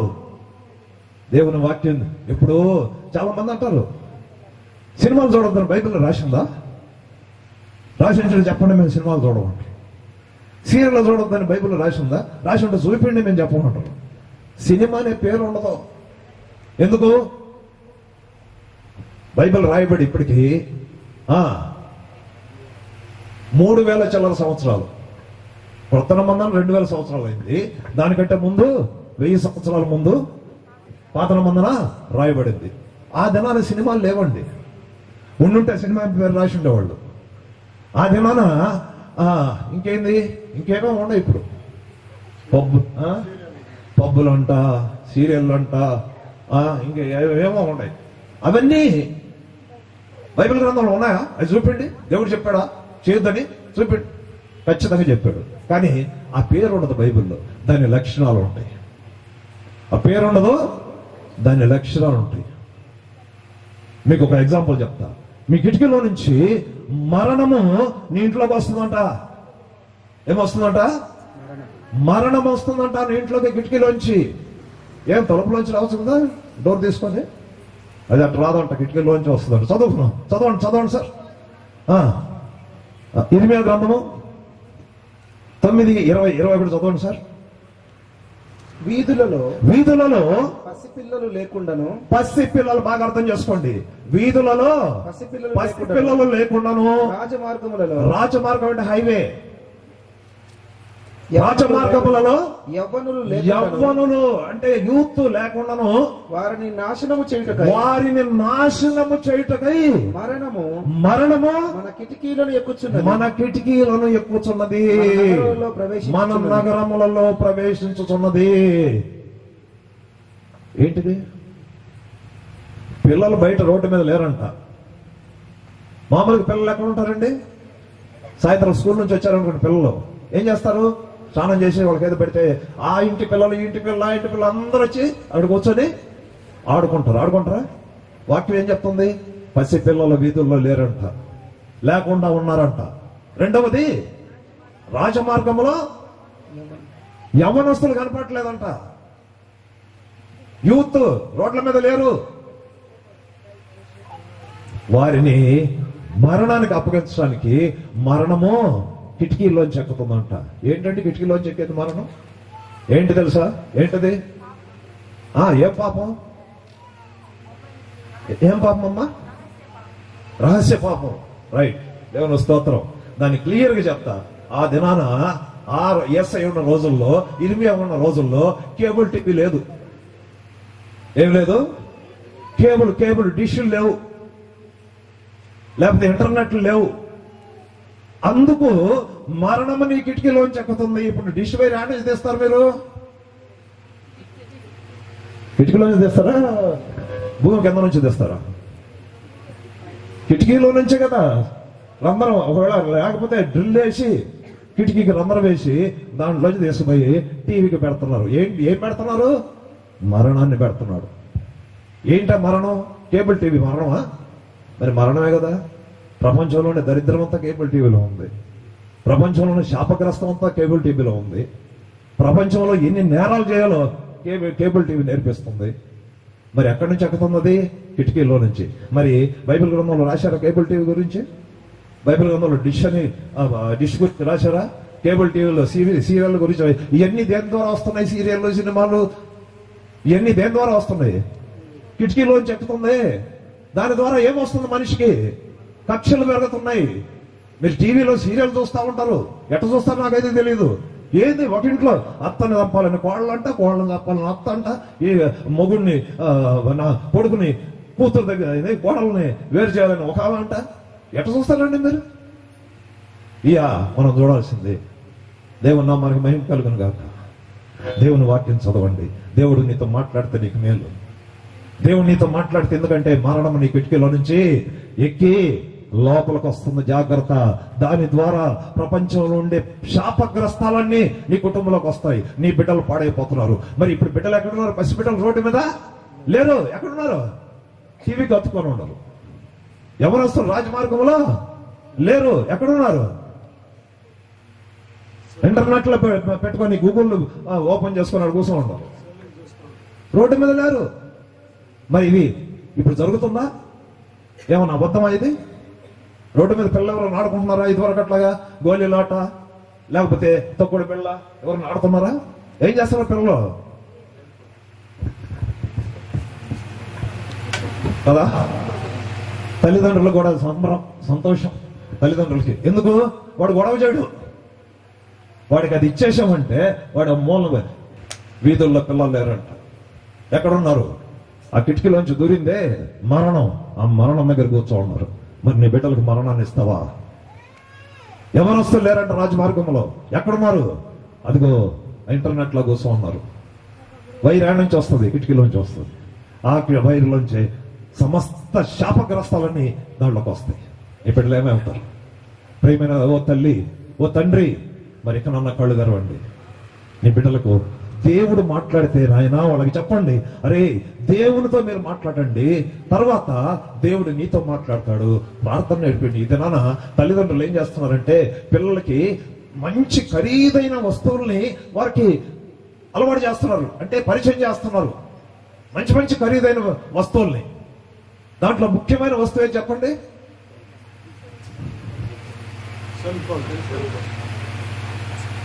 Cell phone. మా చిన్నతనం దాకా ఎందుకు 2000 సంవత్సరంలో కూడా ఫోన్ లేదు మాకు. 2003 ఆ ప్రాంతాల్లో ఒక్కటి నేషనల్ కానసాని కానీ పొడుగుది ఒకటి వచ్చింది, పైప్ ఉండేది. అప్పుడు దాకా ఫోన్లు తెలియదే. ఇప్పుడు పుట్టిన ప్రతి బిడ్డ తల్లి అక్కర్లేదు, వాళ్ళకి తండ్రి అక్కర్లేదు. వాళ్ళ తప్పు కాదు అది, నువ్వు చేస్తున్న తప్పు.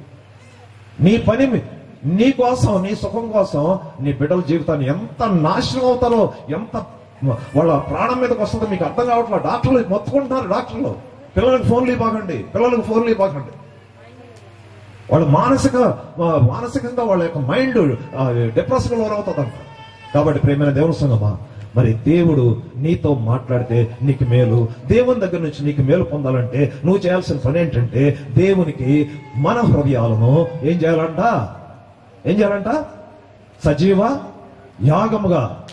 ఈ కిటికీలో జట్టుతుందే ఆ మరణంలోకి ఎక్కించుకోకుండా దాన్ని తీసి బయట కొట్టి యేసయ్యతో, మరి నీ యొక్క శరీరంతో యేసయ్యను నువ్వు ఆరాధించు. నువ్వు దేవుడిని దీవిస్తాడు, ఆయన నీకు మేలు చేస్తాడు. రైట్. రెండోది చెప్పి నేను ముగిచ్చేస్తాను, చదువుకొని ముగిచ్చేస్తాను అంతే. రైట్. దేవుని మరి దగ్గర నుంచి నువ్వు మేలు పొందాలంటే, దేవుని దగ్గర నుంచి నువ్వు మేలు పొందాలంటే ఏం చేయాలి? చదువుకుందాం. 2 పేతురు 1వ అధ్యాయము 19వ వచనం చదువుకుందాం. మరియు ఇంతకంటే స్థిరమైన ప్రవచన వాక్యము మనకున్నది. తెల్లవారి వేకువ చుక్క మీ హృదయములలో ఉదయించు వరకు ఆ వాక్యము చీకటి గల చోటున వెలిగించు దీపమైనట్టున్నది. దాని యందు మీరు లక్ష్యముంచిన ఎడల దేని యందు లక్ష్యముంచిన ఎడల?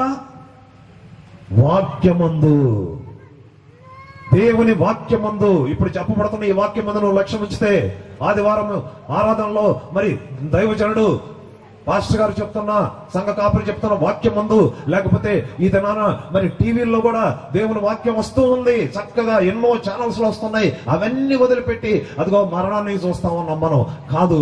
ఆ వాక్యమందు నువ్వు లక్ష్యం ఉంచితే, లక్ష్యం ఉంచడం అంటే ఏంటి? నీ గురి నిలుపు. ఆ వాక్యం మీద నీ యొక్క మరి మనసును కేంద్రీకరింపచేయి. ఆ వాక్యాన్ని నీ హృదయంలో, నీ మనసులో, నీ హృదయంలో, నీ నోట్లో భద్రపరుచుకో. ఎందుకు భద్రపరచుకోవాలి? మా చేతిలో బైబిల్ ఉంది కదా, మేము చదువుకుంటాం కదా రోజు అంటే దానికి ఒక కారణం ఉంది. ఏంటంటే ఆ కారణము, ఎందుకు దేవుడు కంటత చేయమంటున్నాడు బైబిల్ గ్రంథాన్ని? ఎందుకు నీ హృదయంలో ఉంచుకోమంటున్నాడు? ఎందుకు దాని మీద లక్ష్యం ఉంచమంటున్నాడు? ఎందుకు దాన్ని మరి నీ హృదయంలో భద్రపరచుకోమంటున్నాడు? ఎందుకండి వాక్యం ఉంది కదా మన చేతిలో, చదువుకోవచ్చు కదా ఎప్పుడంటప్పుడు. ఎందుకు చెప్తున్నాడు దేవుడు? ఎందుకంటే ఈ సువార్త మోయబడున్,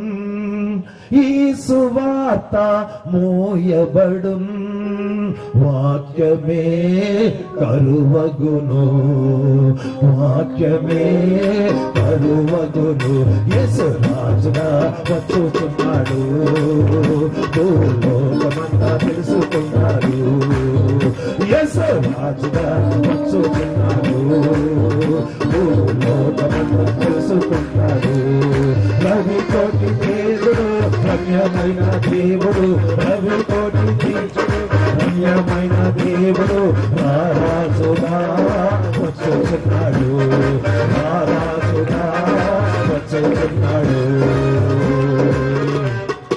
అందుకు ఈ సువార్త చేయబడుతుంది. కొంతకాలానికి మూయబడుతుంది, దొరకదు. నీ బైబిల్ నీకు దొరకదు. వెళ్ళ బైబిల్ పట్టుకుని పోవాలన్నా కూడా నీకు అనేకమైన మరి ఎదుర్కోవాల్సి వస్తుంది. కాబట్టి ఈ బైబిల్ ఎక్కడ ఉండాలి?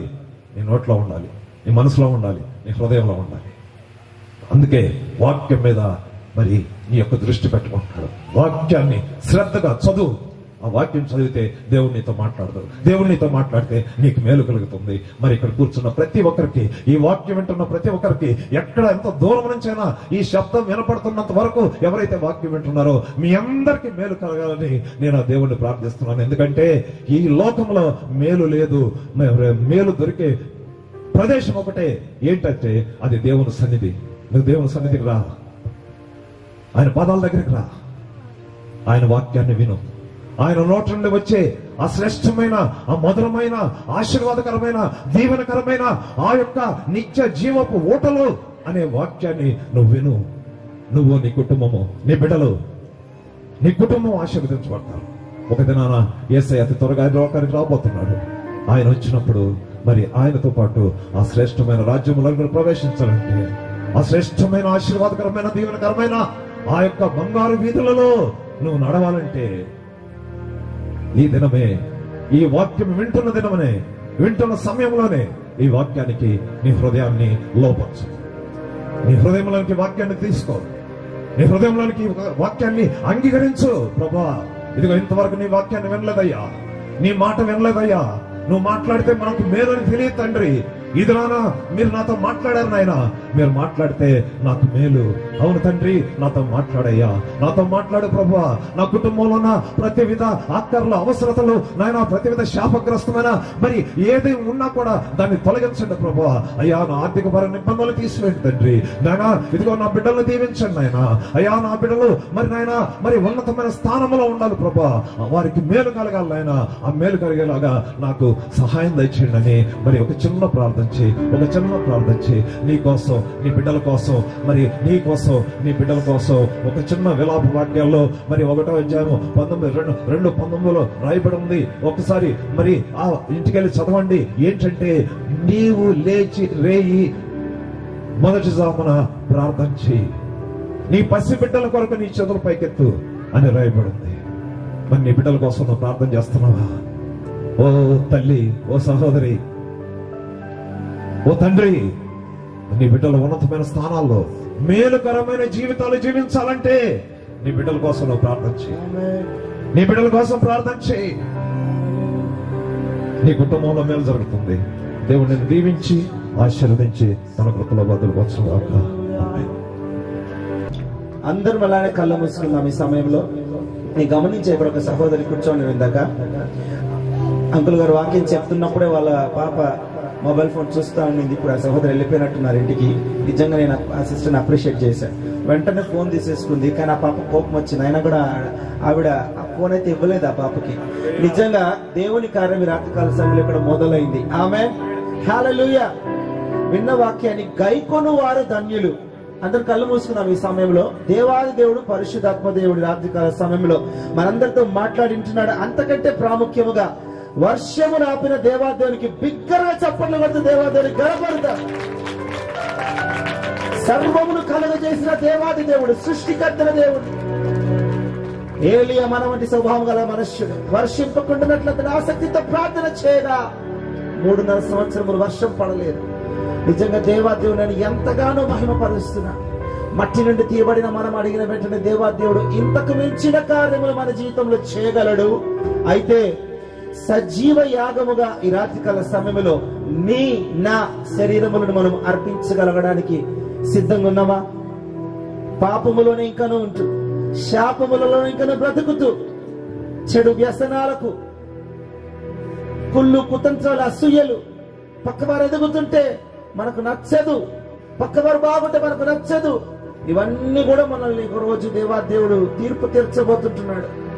రాత్రికాల సమయంలో దేవాదేవుని నోరు తెరచి అడుగుదాం. ప్రభువా, నీ మేలు నేను చూడాలనుకుంటున్నానయ్యా.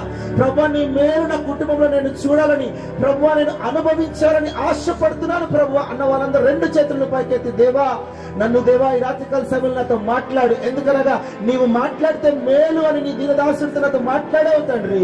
తండ్రి, నేను అలాగే జీవించే కృప నాకు దయచేయండి తండ్రి. ఇక్కడ విన్న వాక్యము ఇక్కడే విడిచిపెట్టి వెళ్ళిపోకుండా నా తండ్రి, వాక్యమును పట్టుకుని మా ఇండ్లకు మేము వెళ్ళే కృప దయచేయండి తండ్రి అడుగుదాం. నోరు తెచ్చి బిగ్గరగా అడిగిన వారికి మత్తయి 7:7 అడుగువానికి అడుగుడి మీకు ఇవ్వబడునని దేవుడు చెప్పాడు దేవుడు. అందుకని దేవుడు 2 చేతులను పైకెత్తి, దేవా రాత్రికాల సమయంలో నన్ను దర్శించు. నీవు అడిగిన ఎడల నీవు అడిగిన ఎడల నీవు పొందుకుంటావు కనుక రెండు చేతులను పైకెత్తి ఆసక్తి ఉన్న ప్రతి ఒక్కరము చిన్న బిడ్డల కొరకు, నా పసి బిడ్డల కొరకు నేను ప్రార్థన చేస్తానయ్యా. నా యవ్వనుల కొరకు నేను ప్రార్థన చేస్తానయ్యా. ప్రార్థన చేయకనే ఇంతవరకు వచ్చింది, కానీ ఈ దినము నుండి మనము మనసు మార్చుకోబోతున్నాం, ప్రార్థన చేయబోతున్నాం. ఆదివారం మన సంఘమునకు కట్టుబడి రాబోతున్నాం. దైవ వర్తమానములు ఏవైతే మన సంఘ కాపర్లు మనకు బోధిస్తున్నారో వాటిని తూచ తప్పకుండా పాటించినప్పుడు మనకు మేలు కలుగుతుంది. ఈ ప్రవచన వాక్యములను చదువువాడు, వినువాడు, వాటిని గైకొనువాడు ధన్యుడు అని మనం విన్నాం. రెండు చేతులను పైకెత్తి ఒప్పుకుందాం నోళ్ళు తెరిచి, ప్రభువా నా రొటీన్ లైఫ్ లో బిజీగా వెళ్ళిపోతున్నానయ్యా. అలా కాదు, ఈరోజు నుంచి ఒక పాజ్ తీసుకుంటా, ఈరోజు నుంచి నేను ఆగుతాను. ప్రతి దినము నాయన నన్ను ధన్యుడిగా నువ్వు చూడాలని ఆశపడుతున్నావు కనుక ఇన్ని రోజులు నాకు తెలియక నేను ప్రభువా వాక్యమును కేర్లెస్ చేశా. ఒప్పుకుందామా నోళ్ళు తెరిచి? ఇలాగ మీ జీవితం జరుగుతున్నట్లయితే నోళ్ళు తెరిచి ఒప్పుకున్నప్పుడు దేవాదేవుడు మీ జీవితంలో మేలు చేయబోతున్నాడు. ఆయన మేలు చేయుట ఎందుకు ఆనందించువాడై ఉన్నాడు. దేవానికి స్తోత్రములు నాయన.